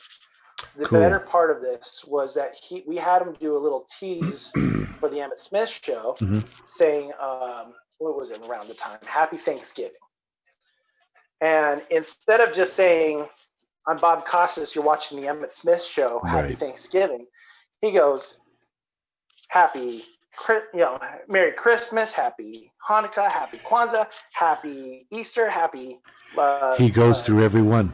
He went through Flagpole Day. He went through, Maypole. He rambles off 18 different small MLK, July 4th. He's a boom, boom, boom, all in the correct series off the top of the head. And you can just splice each one. Just splice each one. That's brilliant. Oh, that's good. You have a full year of Bob Costas. Full year of Bob Costas. After him, we had... that's brilliant. When I become famous, I'm going to rip the hell out. I'm going to rip that off. That's actually smart as hell. Okay. Should. Set that up. You will look at... Even if it was predetermined, you will look like the most immaculate man. Maybe he pulled the wool over my eyes that he already had that down after, Right, he does it for everyone, right? Made us feel special. That's all that matters. Yeah, right. We sat down with Glenn Campbell. Oh, right on. This was prior to any sort of part where he had a DUI and prior to having the Alzheimer's. Oh, okay. And so it was the legendary Glenn Campbell at the time. Right. And then we sat down with NBA Commissioner David Stern. We sat down with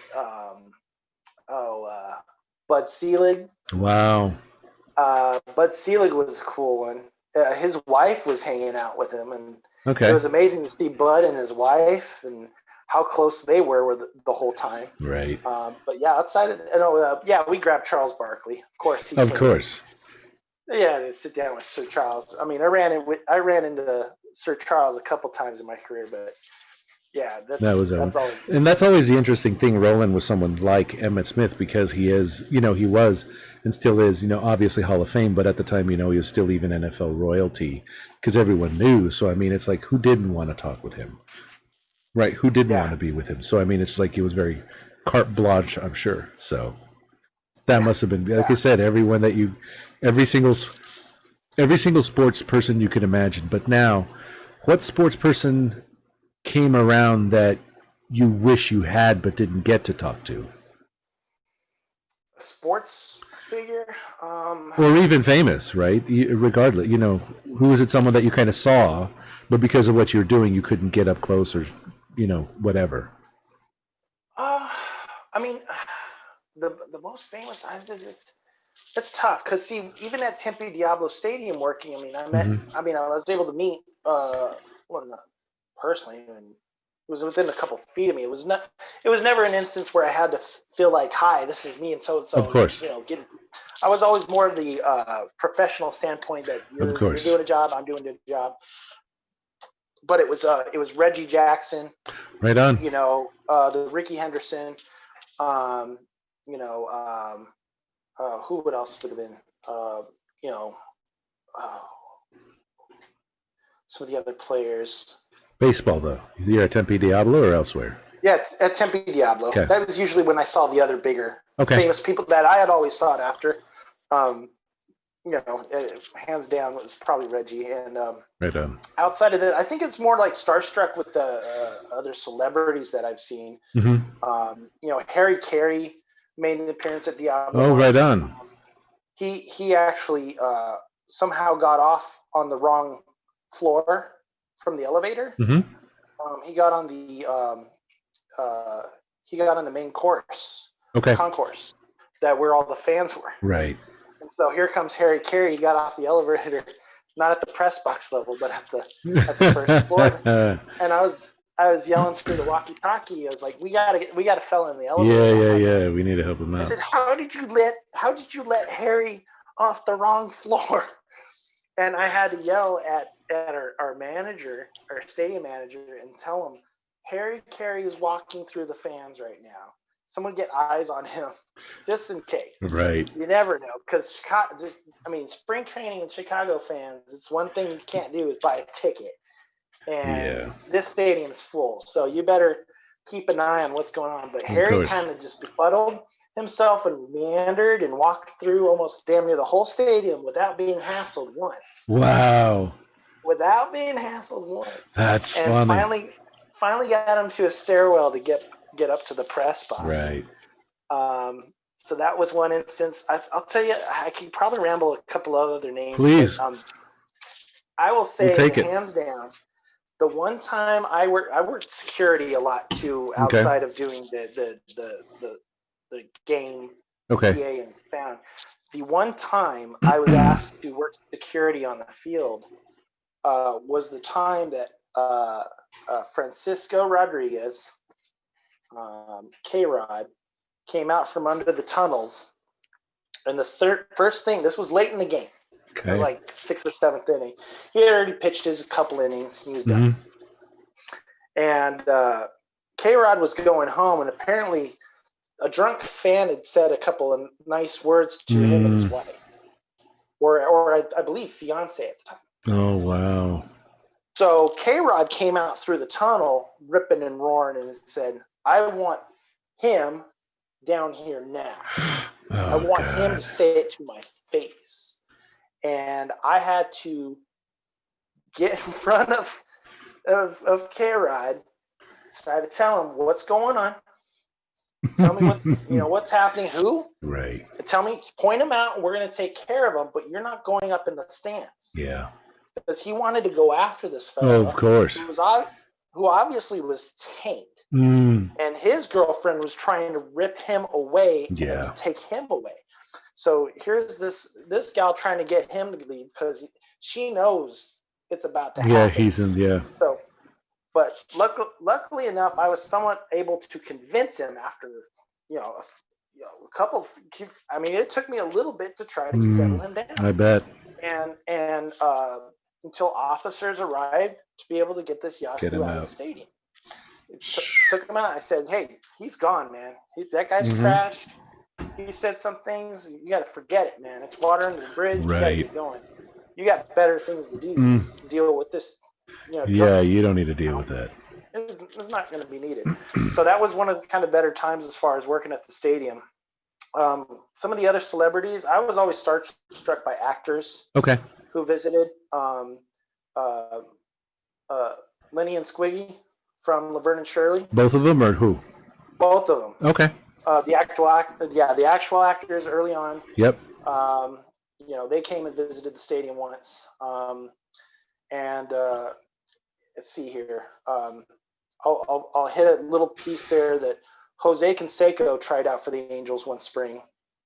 And what was interesting about his time was that when I don't know if this was towards the tail end of spring, he was getting his luggage. He was getting his equipment out from the obviously the locker room. And when the clubbies came out with his stuff, they handed it to him in a big cardboard traveling box. It's got the steel, hangers, so everything's on hangers. It's all the suits and all his nice shirts and stuff. Clubbies, meaning the people that work there in the club? Clubhouse attendants. There you go. Thank you. Yeah. So the guys came out with the stuff to be able to get going and leaving. Well, Jose's got a brand new Rolls Royce, and it doesn't bother him, but he decides to go ahead and take this box and throw it on the hood of his car and and I don't know where he got it, but someone gave him duct tape. And he starts to unravel the duct tape around the box and on the hood of his Rolls Royce. And he starts ripping it around and then the problem was he went right through the windows of his Rolls Royce. So when he went to grab the handle, it was stuck because he had already duct taped the whole thing to keep his luggage steady. Okay, anyway. I was dumb enough to assume he actually opened the door, so anyway. Yeah, they had to go tell him. He said, "Hey, man, what are you doing?" Yeah. So many things wrong. So many things wrong. Get off the ledge, Jose. Come on. It was a good thing it was in the players' parking lot, so nobody probably ever had seen it or took a couple of photo shots at it. But yeah, that would have been something to commemorate the brief trial run of Jose Canseco for the Los Angeles Angels of Anaheim. He was okay though at that time, right? He wasn't. Yeah, he was fine. Yeah, okay. So he was at the end of his career. He's just trying to find a team to kind of. He just wasn't. Out with. He just wasn't thinking. No, yeah, he was just. Man, those couple of baseballs that hit him in the head that went over the stands for home runs, those probably took a toll on him. That's why, especially if it's a whole new. Anyway. Paul's saying that I have to go back and watch my reactions because I can't wait to watch this replay and look at my reactions about the Jose Canseco story. Yeah, absolutely. That's so funny. Outside of that, Diablo was also good for the setting for the Nickelodeon promotion for bench warmers. Oh, right. And so the bench warmers, obviously, David Spade, John Heder, Rob Schneider. Right. And John Heder, David Spade, Rob Schneider. Spade felt at home. That's funny. And John Lovitz. So they were all hanging out at the stadium for this Nickelodeon premiere. And I was just running security. Okay. And that's when my better part of Starstruck or any sort of fandom actually tipped the lines to say, I've only got one shot. And if there's anything that I love more, and that was the old school SNL, anything SNL. Actually. Right. And I've got four of the greatest, well, John Hetter's obviously not SNL, but I've got three of the greatest in SNL. Hader's so brilliant, though. God, I love. God bless him. God rest his soul. He's so cool. He was Brilliant comedian. Amazing. I mean, I watched Napoleon Dynamite in the Scottsdale Independent Artist Theater. Oh, got it. Okay. Before anybody knew Oh, what the heck Hader was Napoleon Dynamite okay. was. I was thinking about another comedian, not just Hader. Yeah. Go ahead. I think, anyways. Yeah, He's a hater as well, but I'm sorry. Go ahead. Yes. Yeah, I gotcha. Is he? I know what you're talking about. Bill Hader? Yeah, there we go. I think that's who it is. Yeah. And this is John Hader. John Hader. So, this is his Napoleon Dynamite wave, as it were. Yeah, this was short. Yeah, this is not too long after Napoleon, obviously. Okay. Anyways, yeah, I had one of the clubhouse guys go grab me a fresh MLB game ball. Okay. And I was getting this thing signed. Right on. And gosh, you mentioned earlier one of the greatest things that I own, but I was able to slowly make my way around the stadium, first approaching John Lovitz on the upper decks to be able to have him sign it. Right. And I said, John, can you sign my ball? He goes, okay. Yes, of course. Said, what's your name? He personalized it for you, though. There you go. That's I was funny. Oh, that was awesome. Like, it never turns off. Right. And it was oddly enough that at one point I used the men's restroom, and if I could write a book about famous people going to the bathroom, Rob Schneider came in. Okay. To use the urinal, and as I was exiting, it's when what is it? Was it when no, it was just Rob Schneider, and then because I didn't see, where did I see John Hader? I had to see him on the main course. Okay. Anyways, I think I was exiting, and I think John Lovitz was probably going to go use. I was like, oh my god, I got to get out of here. Yeah. It's too weird. Because it's like watching television is just of course. Oh. and Rob is so much shorter than he does. And then it's like, oh man, you're kind of ruining this because you're so much shorter than. But I mean, he's always been short in status, obviously. But wow, he is short. But David Spade was the most intimidating. I'd always heard stories of people going to David's house in Scottsdale, delivering stuff, and him being absolutely awful. Like, it was like he's a bad dude to meet or something.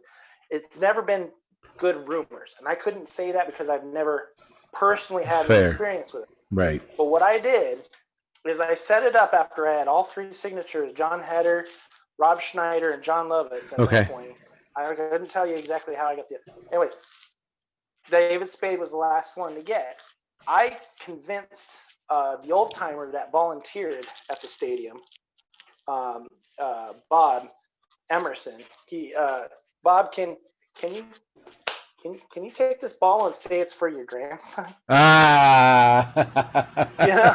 It's like, Bob, everything about you is amazing and warm and kind. I said, you've got. I don't think I can do it, but if you can do me a favor and help me out. And so what happened is the perfect timing came along where David Spade was coming up from the field. Okay. And luckily, and I think this is also a proponent, that he had a piece of eye candy on his arm. Oh, right on. So David had his girl on his arm coming up from the field. Man. And sure enough, this sweet old man asking him to sign a baseball for his grandson. No brainer. That's right. No brainer. There you go, bro. That's so cool. You had to piece out, and that's the one of your most valuable. That's one of your most valuable. That's one of the most valuable. Obviously, the Angels won it all in 2002, and that's. Look at that. If I can get this. There it is, right there. On the camera. Yep, we can see it. Yep. Boom, boom, boom. So this is a real one. Oh, okay. This was after the Diamondbacks won theirs in 2001. Pull it back a little. It's still out of focus. Pull it back a little. Right there. A little bit more. A little bit more? Okay. Yeah. Okay. Cool. So that's a legit one that employees of the organization get. This is a legit one in the fact that cool. The Diamondbacks were the first team to break off and do more of a tier. with the rings. Okay. So they had separate tiers from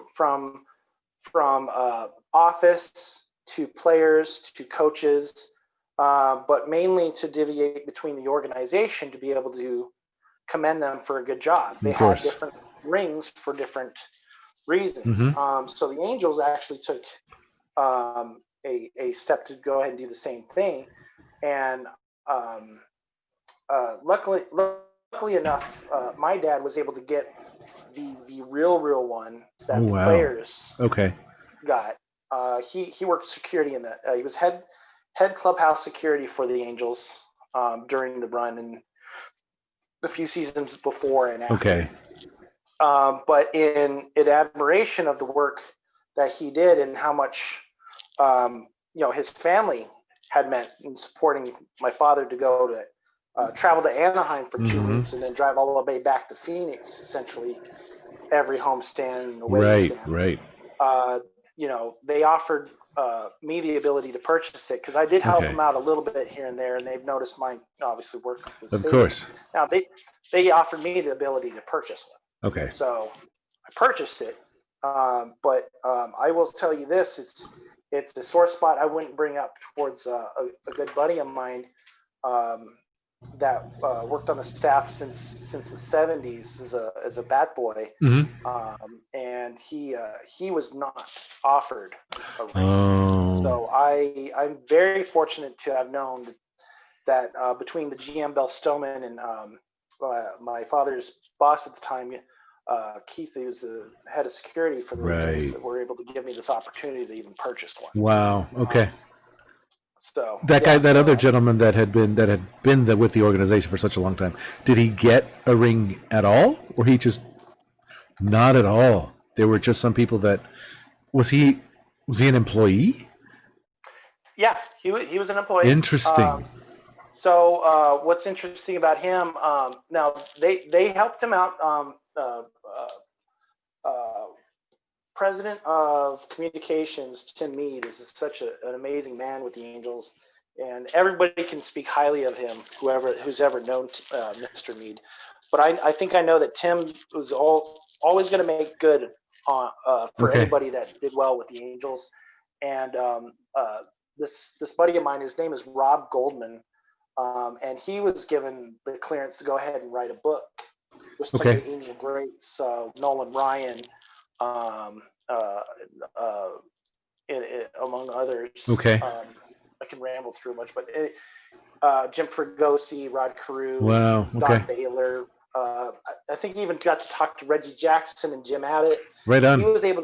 Tim was able to get them all to give snippets and clue into his book once they were Angels. Okay.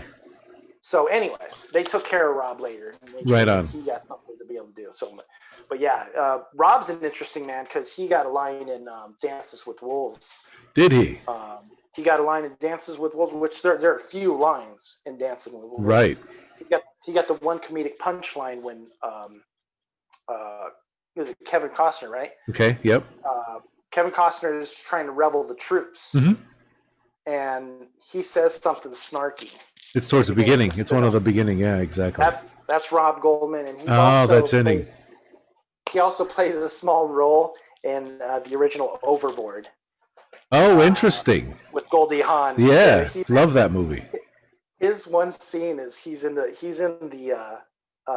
station room in the boat in the yacht. Okay. At the end of the movie, when Goldie Hawn is taking shots with his chef, with the crew, with the crew, with his wait staff. Yeah.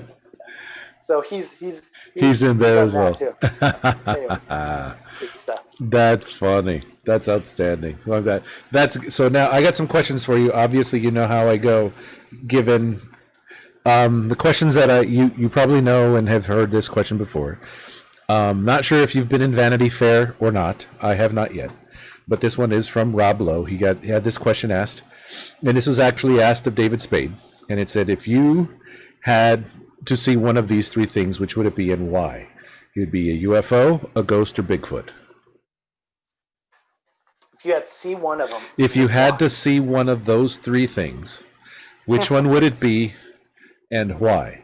a UFO, a ghost, or Bigfoot. Now, Steve Krause, if you watched last week, he actually saw a ghost. So be curious to see which one, if you had to, and if you've seen the others. I would choose Bigfoot. Okay. Because I haven't had the experiences of the other two. Yeah, right on. So, yeah, so I would definitely say Bigfoot because it's just one of the more awe-inspiring things I have yet to experience or in an inkling. Because you've experienced the other two? Oh yeah, though the other two, I've seen. With UFOs, it's always the questionable. Fair, yeah. I've always had an interest in what things are. Obviously, when you dissect it, and I tell folks who you're on the cuff and try to understand what I'm thinking as far as a UFO. I mean, the definition of a UFO is an unidentified flying object. Right. If I'm seeing something and I cannot discern to my best ability of what it actually is,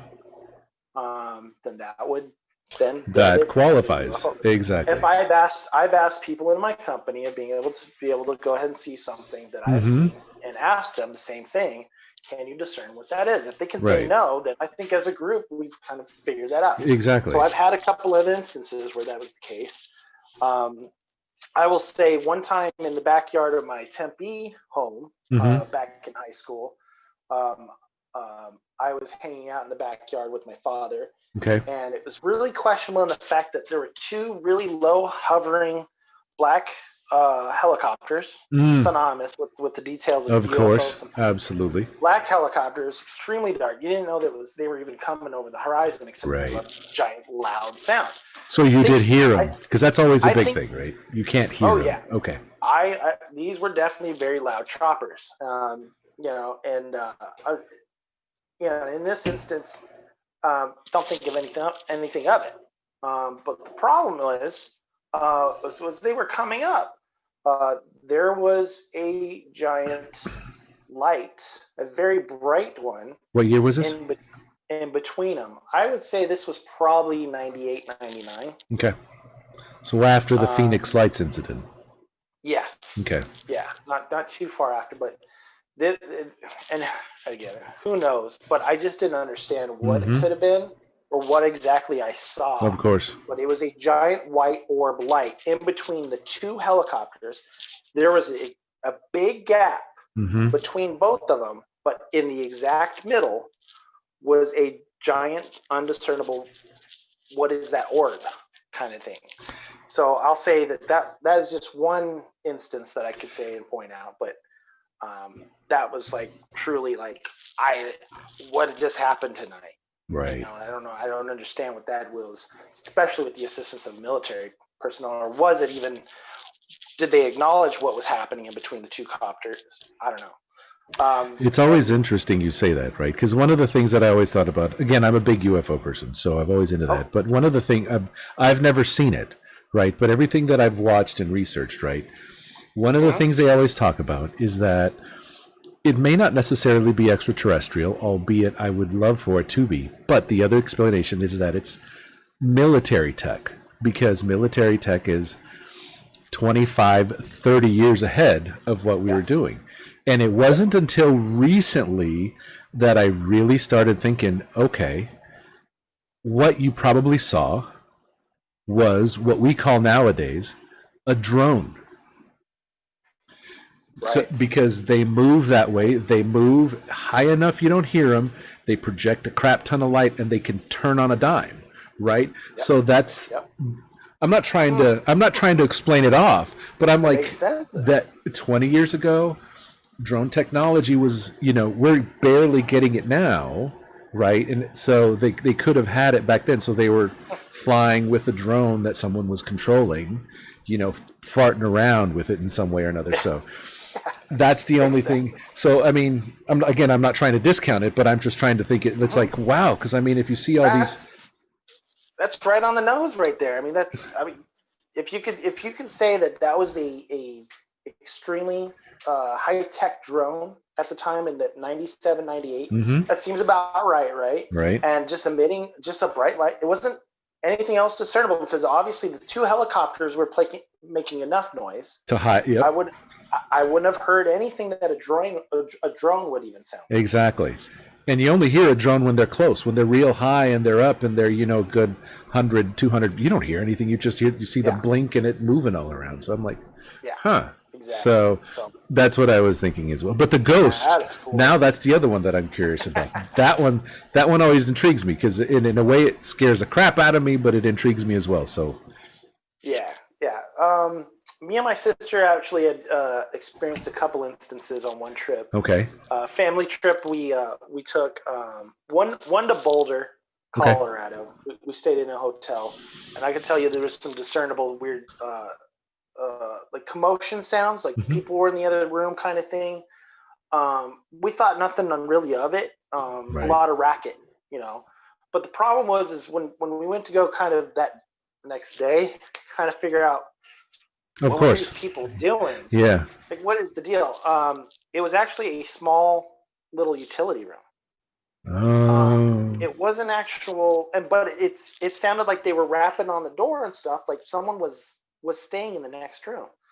That was one small instance. Yeah. That was just kind of like, wow, that's interesting. But I'll tell you, the major one was we took a trip to the ghost town in California, Bodie.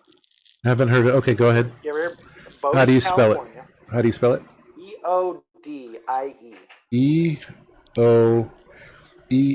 E-O-D-I-E. Yep. E-O-D-I-E. Okay, let me find that. Bodie, California. Okay, go ahead. Yep. So bring it up. This is a historic ghost town, former gold mining town. And it's near the Nevada border, I can read on my Google. Yeah, I'm bringing it up too. But we took a trip there. Took a long time to get up. But I'll say this: when we were there, we had a good little tour of the downtown area as far as what was remaining of buildings. Got it. A former funeral home. You see a. Oh wow! It's like right in the middle of it. Yeah, it's like that whole slope. Yeah, it's way in the hay. Okay, go ahead. Sorry. That's okay. So there was plenty of stories that they told us. The schoolhouse they had originally burnt down because a local bully or punk kid decided he didn't want to go to school anymore, so he decided to go ahead and burn down the schoolhouse. Okay. Another instance was a fight between a man and a woman in domestic instance where the gentleman ended up thinking, well, I'm done with you, and took a double shotgun blast to her. She somehow survived, but her breast region was no longer something that was there, kind of thing. So a lot of gruesome stories. At one point, they said that there was like a murder almost every day. Wow. Okay. According to what records they had. So it was a pretty busy place as far as folks dying. Obviously with the interest of gold. So nearby was Boot Hill, and you'd figure, okay, well, it's a cemetery, Boot Hill, whatever. Right. That was where the instance where we actually concluded our tour. Me and my sister were the ones that wanted to go see it. My parents said, well, we're cool. We're going to go get the car. We'll bring it around. Right. Kind of thinking, okay, all right, sounds good. So we go up, and I actually have a video camera, and I'm up there on Boot Hill, and I'm just taking a look at grave head markers and stuff, and taking a look at what's reading on them, right, and seeing what I can see. And I'm just kind of holding things on stuff, thinking maybe I'll get something. I don't know, yes or no. Of course. That was my interest up there. And my sister was kind of just behind me, kind of checking things out. Well, as a young teenager, kind of the interest there was kind of being aware of, other families, other people, mainly girls. And I was more of the shy guy. Okay. And I had nothing to do with anybody, especially on a family trip, of having any talk with a girl, let alone on the family trip. Right. So I purposely took an interest to avoid what a family that was up there. Right. Also, while I was video camera. So when I was shooting stuff, I took an interest to ignore them. The problem was when I was shooting, I heard someone say, "Hey," and I was like, "Okay, well, that's that group over there. Yeah. I'm going to ignore them. I'm going to continue to ignore them because I'm here with my family." And then I heard it again. "Hey, look!" And so what I did, I said, "All right, what are they doing over there?" So I look over my shoulder. There's no one over there, Rob. I swear to you, they were. That family had to have been there. I swore it was, but nobody was up there with me. And I don't know when that family left. Maybe I'd done such a good job to ignore them that they did mosey down, and I had no idea. But something was yelling at me, and I was like, "This is weird." Yeah. And I'm like, I put it down. I'm like, "Where's the car?" I see it coming. Good timing. Yes. And I yell at my sister. I say, "Hey, there's the car. We can go." And she's kind of in a stammer. And I'm like, "No, listen, we have to go down the hill. Right. There's the car." So I get her to get going because I want to get the hell out of there. Yeah. So we went down the hill, jumped in the car, off we went. So that's when I decided to take. I have a little almanac of haunted places in America, and I didn't bother reading it before because I don't know, partly didn't realize if there was a story or not. Right. But I flick it open to the Bodie, California, and the story in that I read afterwards is that people take tours of the gold mines. Okay. And in the gold mines, they hear someone telling them, "Hey. Oh. Hey, look over here." Right. Like, look down the mine shaft. And I was like, "You got to be kidding me. What did I just read?" And you weren't even near the mine shaft. Oh, God. I was like, I wasn't even near mine shaft. I was on Boot Hill. This doesn't make any sense. But that's what I experienced. And then I talked to my sister, and she was staring at a small building on Boot Hill, and that was the former morgue. That's where they put the bodies before they went and buried them. Yeah. And she was getting all sorts of weird stuff. I have to ask her exactly what she experienced again, but she was getting all sorts of cuckoo stuff coming from over there, and that's why she was in a stammer. Because she was hearing something or whatever it was. She was also having experience. So to that end, is there anything on that tape? I looked at the tape many times. I mean, I could try to discern maybe face on one of the grave marks, but I can't be just. There was no audio. Okay. But I will tell you, there is zero audio on that tape. I can even try to pull that up again and just kind of maybe if there's a way I can digitalize and maybe turn it up more. Yeah, that might work. Yeah, because again, it may be just such a low volume, but if you turn it up, too low. And, you know, that can definitely be the case. I should probably go ahead and do that now. I'm choosing I don't know why I'm saying that. What possessed you to go to that? What possessed you to go to Bodie in the first place? My sister and my father have always been kind of intuitive to try to experience our own kind of in the phenomena area. We've taken the ghost tour of San Diego. Okay. We took that one too, and that was really cool. Did you do Jerome? We visited Jerome. Okay. My dad, well, being ancestral and being multi-generational Arizonans, I'll tell you one snippet is that my aunt and my great grandmother at one point lived in Jerome. Okay. My understanding is that my great grandmother, I was told, actually ran some of the what is it? The bootlegging. Oh, interesting. Back during the time their abolition, be able to go ahead and run illegal liquor. It was during Prohibition then. Prohibition. Okay, got you. Okay. I was throwing words and trying to. It's all good. I know what you're talking about. You bet. So Jerome is actually filled with a lot of tunnels and hidden spaces. So probably not a whole lot of people know about that. But my father actually worked as a young man in what was Jerome Hospital. Hmm. It was no longer in function, but him and another man actually was a caretaker and took care of Jerome Hospital. Oh, interesting. As a And so not as a functional hospital, just as a no, okay, just like a just as historical spot. general maintenance and keeping after it. And the gentleman's name is Hoff. It just happens to turn out that if you visit Jerome and you visit Jerome Hotel, Hmm. one of the stories they'll tell you is about a man who committed suicide, and that is actually Hoff. Oh, So wow. Okay. it's kind of like obviously deeper story from my father, but Right. yeah. In any case, what they heard is that the man was in love with a woman. When Jerome was separated kind of divisionally, that the lower part of the valley was the Povern and the higher part was the rich, Right. or vice versa. I've heard that. Yeah. But he fell in love with obviously the richer side, and the family Right. disowned or didn't allow that to Hmm. be a relationship. So that was an understanding that this gentleman probably had a bout of severe depression. Not only that, but also obviously working in a very extremely active, I'll just say active Yeah. place that is probably not helpful as far as energy wise. Right. That makes sense. Doldrums. So in any case, that's kind of the connection with Jerome.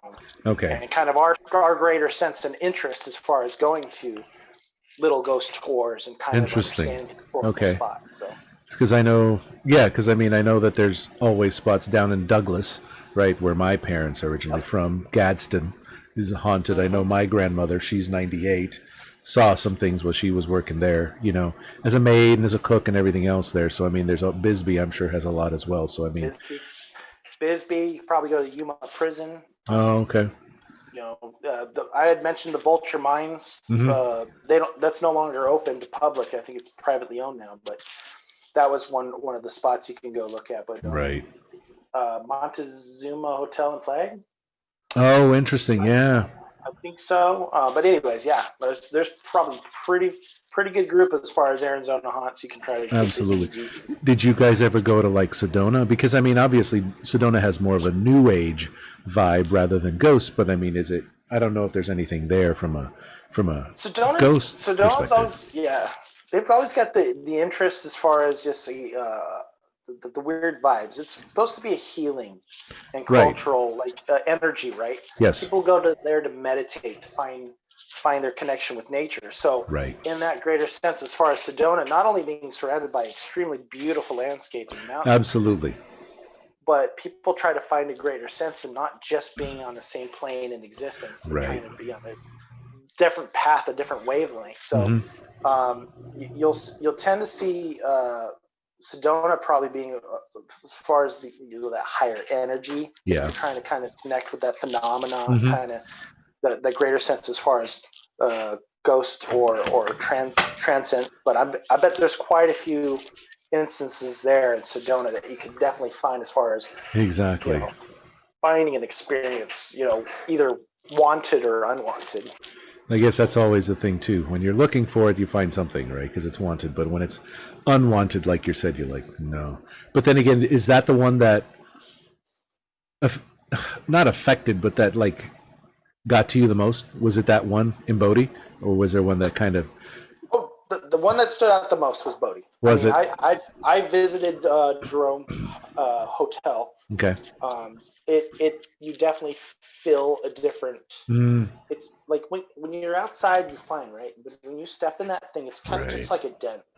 It's not like it's like you're anticipating anything being spooky or anything else like that. But my greater sense of or takeaway of stepping into Jerome Hotel was that it was extremely dense. Interesting. Like it was heavy air. Yeah, I guess see what you're saying. You don't know why. You don't know why that is, and that was kind of the better part. Plus, the thing is, you walk down the hallway. When we were there, I said, "Hey, can I use the restroom?" You open up the restroom, and the restroom's an old ER door. Oh, wow. They swivel back and forth, and I don't know if they've ever changed that, but you have to walk through a swivel hospital door, like an ER room, and go to the bathroom. That was like, what the hell? Like it's not just kind of sort of Right. used to be a hospital. It Right. literally is. It's still a hospital. You Yeah, kind of just sleep in the hospital. exactly. There was one place that I worked at. So this was before I transferred to ASU. It was downtown Tucson, and it was I worked at an Alpha Graphics, but it was part of a building, and a part of the first floor and the whole second floor was an old bank, and it used to be a hotel, and what happened was is that it burned down. So a lot of people, like bunch of people died, but this bank portion was completely abandoned. And I worked in this building for a year, but we never went in. We were like, oh, it's this and that and everything else. So on my last day of work, there was like 4 of us all walked into this place, and like you said, you walked in, but then at one point you just made this turn, and like you said, it just got dense, and your chills and everything else. Like, okay, we got to get out of here now. It was yeah. Anyway, I'm not a fan of that. I mean, I understand why people chase it, but I'm like, nah. I'm too. But again, I guess that's the whole thing, right? I don't want to see a ghost, but I want to see a UFO and an alien, whatever the hell that means. Go figure. Yeah. Go figure. But Yeah, yes, right. Oh, but man. that's it. So I had another. Maybe Sasquatch. Yeah, because that's the one thing you have left to see. Maybe Sasquatch. What's your two more questions for you? What is your greatest extravagance? What is the thing you have spent the most money on for yourself? Not necessarily for your family or not your house, or what's your greatest extravagance that you've ever had? Greatest extravagance. It's kind of tough, right? Because there's so many. I always find it so difficult to ask for things for especially being a dad, right? Because I mean, as a dad, you're like being a dad. It's what else would I mean?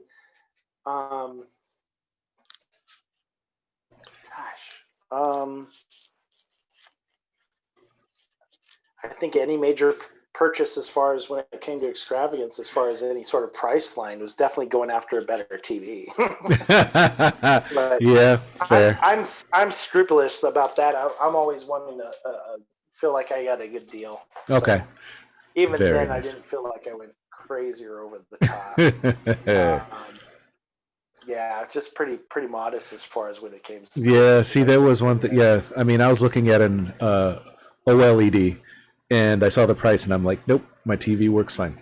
The one I have is fine. I don't need to spend that much on a new one.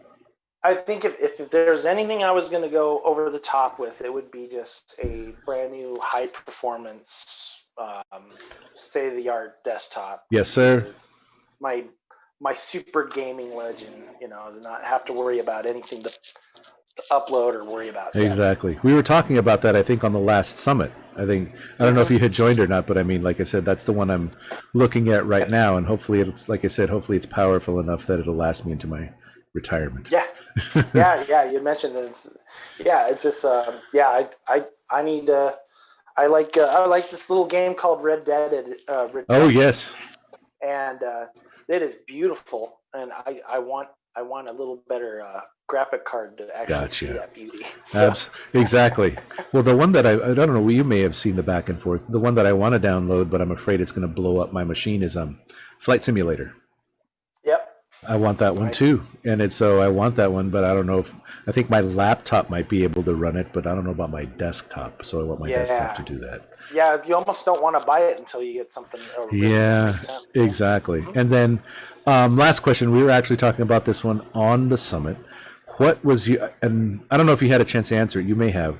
What was the greatest meal you've had at a restaurant? Yeah, I remember this one. Greatest meal at a restaurant.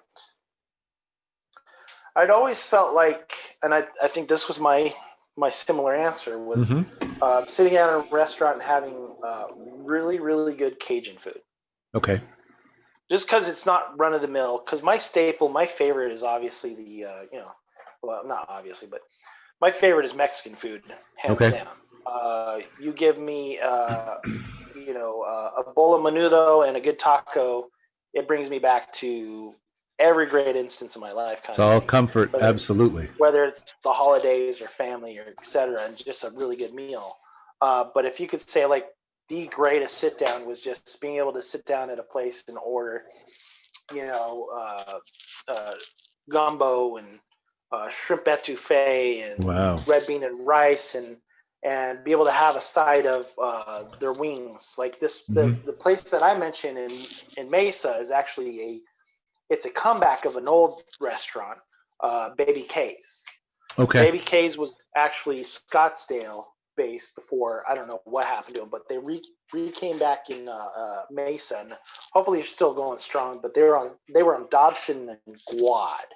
Oh wow, yeah. I want to say, and so Baby K's came back, and that's exactly it. We sat down, we ordered damn near half the side of the menu, just to give a good idea of everything from just their dirty rice to that the hot wings I was going to mention. Okay. The hot wings they make, and I mentioned this before, is a Tabasco glaze. Oh, so good. You're thinking Tabasco. Well, how will this turn? It's so done well. Like you just, you don't get overwhelmed with heat. Oh, that sounds amazing. With a tart taste. It's just immaculate Tabasco-y, like that's grilled wings and the crispiness is just, oh my God. And then on top, I'm like, and then you're enjoying like an amazing crawfish etouffee, and they're just like, you gotta be kidding me. I get both. Oh man, I would just eat. Just go and go and go. Those wings sound amazing though, because that's call it a night. Yeah. That is so because anything Tabasco I love, but that being having against a glaze, that sounds amazing. The name of it again? Baby K's. Baby K's. Yeah, okay. Look it up. Baby K's. Kays, I believe. Okay. Baby K's Cajun Kitchen in Mesa. Why'd they leave Scottsdale? That's curious. Yeah, I don't know. You'd have to ask them. I think we asked them that one time, and I don't know. They just said, I don't think they just. And this is my assumption. I think this is what the opinion I got was that it just wasn't their crowd. Interesting. It wasn't something that they wanted to meet to the level to as far as the patrons. They just shut it down for a little bit, and then they came back in Mesa. They were too snobby in Scottsdale. I would imagine that was the kind of the case. A little bit presumptuous. Snob scale. What is it? What is it? Snobsdale. What did they call it? Anyway. Yeah, Snobsdale. Snobsdale. It's always the way it was. But again, you moved down to Mesa, and you're doing fantastic. So. Yep. Yeah, they got the ratings. They got it up. I looked them up just here. That's cool. Damn near 5 stars. Whoever gave them less than 5 stars obviously went on a bad day. And they were. That's right. There's no way. How is Mexican food in Georgia? Awful. That's what my cousin says. It's like best. It's not around. It's not anywhere around. I mean, obviously you got brilliant soul food and barbecue and everything else, but no Mexican food. Yeah. We did that research coming into this. That played a factor. Trying to move here, but yeah, that's exactly we were told. Don't expect it. Don't expect it. That's fair. We've had okay. It's too almost Tex-Mex in a lot of cases. Interesting. Which if you find the right Tex-Mex maybe, but my wife's very unauthentic. I mean, our greatest place there in Gilbert was a little place called Lulu's Tacos. Okay. And it was Sonoran. Oh, okay. Sonoran, Mexico-based. Yep. Mexican style food. Right. So then you come here to Atlanta, and that was the odd part. The best Mexican food that I can do is make it myself. Yeah. So I've been going to the carniceria, which they have plenty of. Okay. Which is not a problem. So then I can go. But they don't prep any food. They just have the meat. they've got a little shop Okay. back there, and one of the carnicerias they have a little Mexican place serving. I haven't tried them yet, so I guess I can't throw out baby with the bathwater here, but I can order the carne that I want Mm-hmm. and throw it on the grill anytime I want. Make my own street tacos. Yep. That's not going to be an issue, and I can get the flavor I want. Right. Tacos to be done. And in fact, when I was there last. It was an interesting thing. Is that I couldn't find any fresh salsa. Okay. And I was like, well, that's weird. Usually you can grab like a container of freshly made salsa, and they just don't have it. I was like, well, let me think about this. Any traditional family is not going to go just buy the salsa, right? You have your nana, you have your grandmother, you have your uncle or your crazy grandfather make their own salsa. You make it, yeah. Make it. We laugh at you when you buy it. So exactly. So I was like, you know what? I'm gonna go ahead and grab this stuff and make my own salsa. There you go. So there you go. So I just grabbed all the ingredients, made it the way I want, and threw it in our little ninja blender. And it's all you need, man, and that's it. Oh, that's brilliant. Oh yeah. That is, yeah, exactly. That was I was actually in New Haven, Connecticut, and there was a guy from Texas, and it's like, all right, where's some good? We're there on this gig in New Haven, Connecticut, and it's like, where's the best Mexican food? He's like, Texas. I'm like, all right, I guess I got to go find something else. That is awesome. But I had an amazing time. Thank you. I was really looking forward to it. I hope you had an outstanding time. It was good, wonderful stories, and good to catch up and just visit, because that's definitely one of the reasons I do this. I just want to visit, and I'm glad you were able to carve out some time for us. So thank you.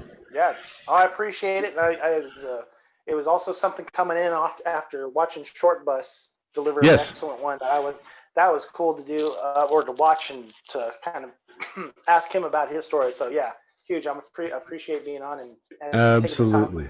What are you? Enough interest to actually go out of 3 hours. So exactly, which it always escapes us when we keep going. What do you? Anything you're working on or want to promote or make sure everyone knows about or checks you out for?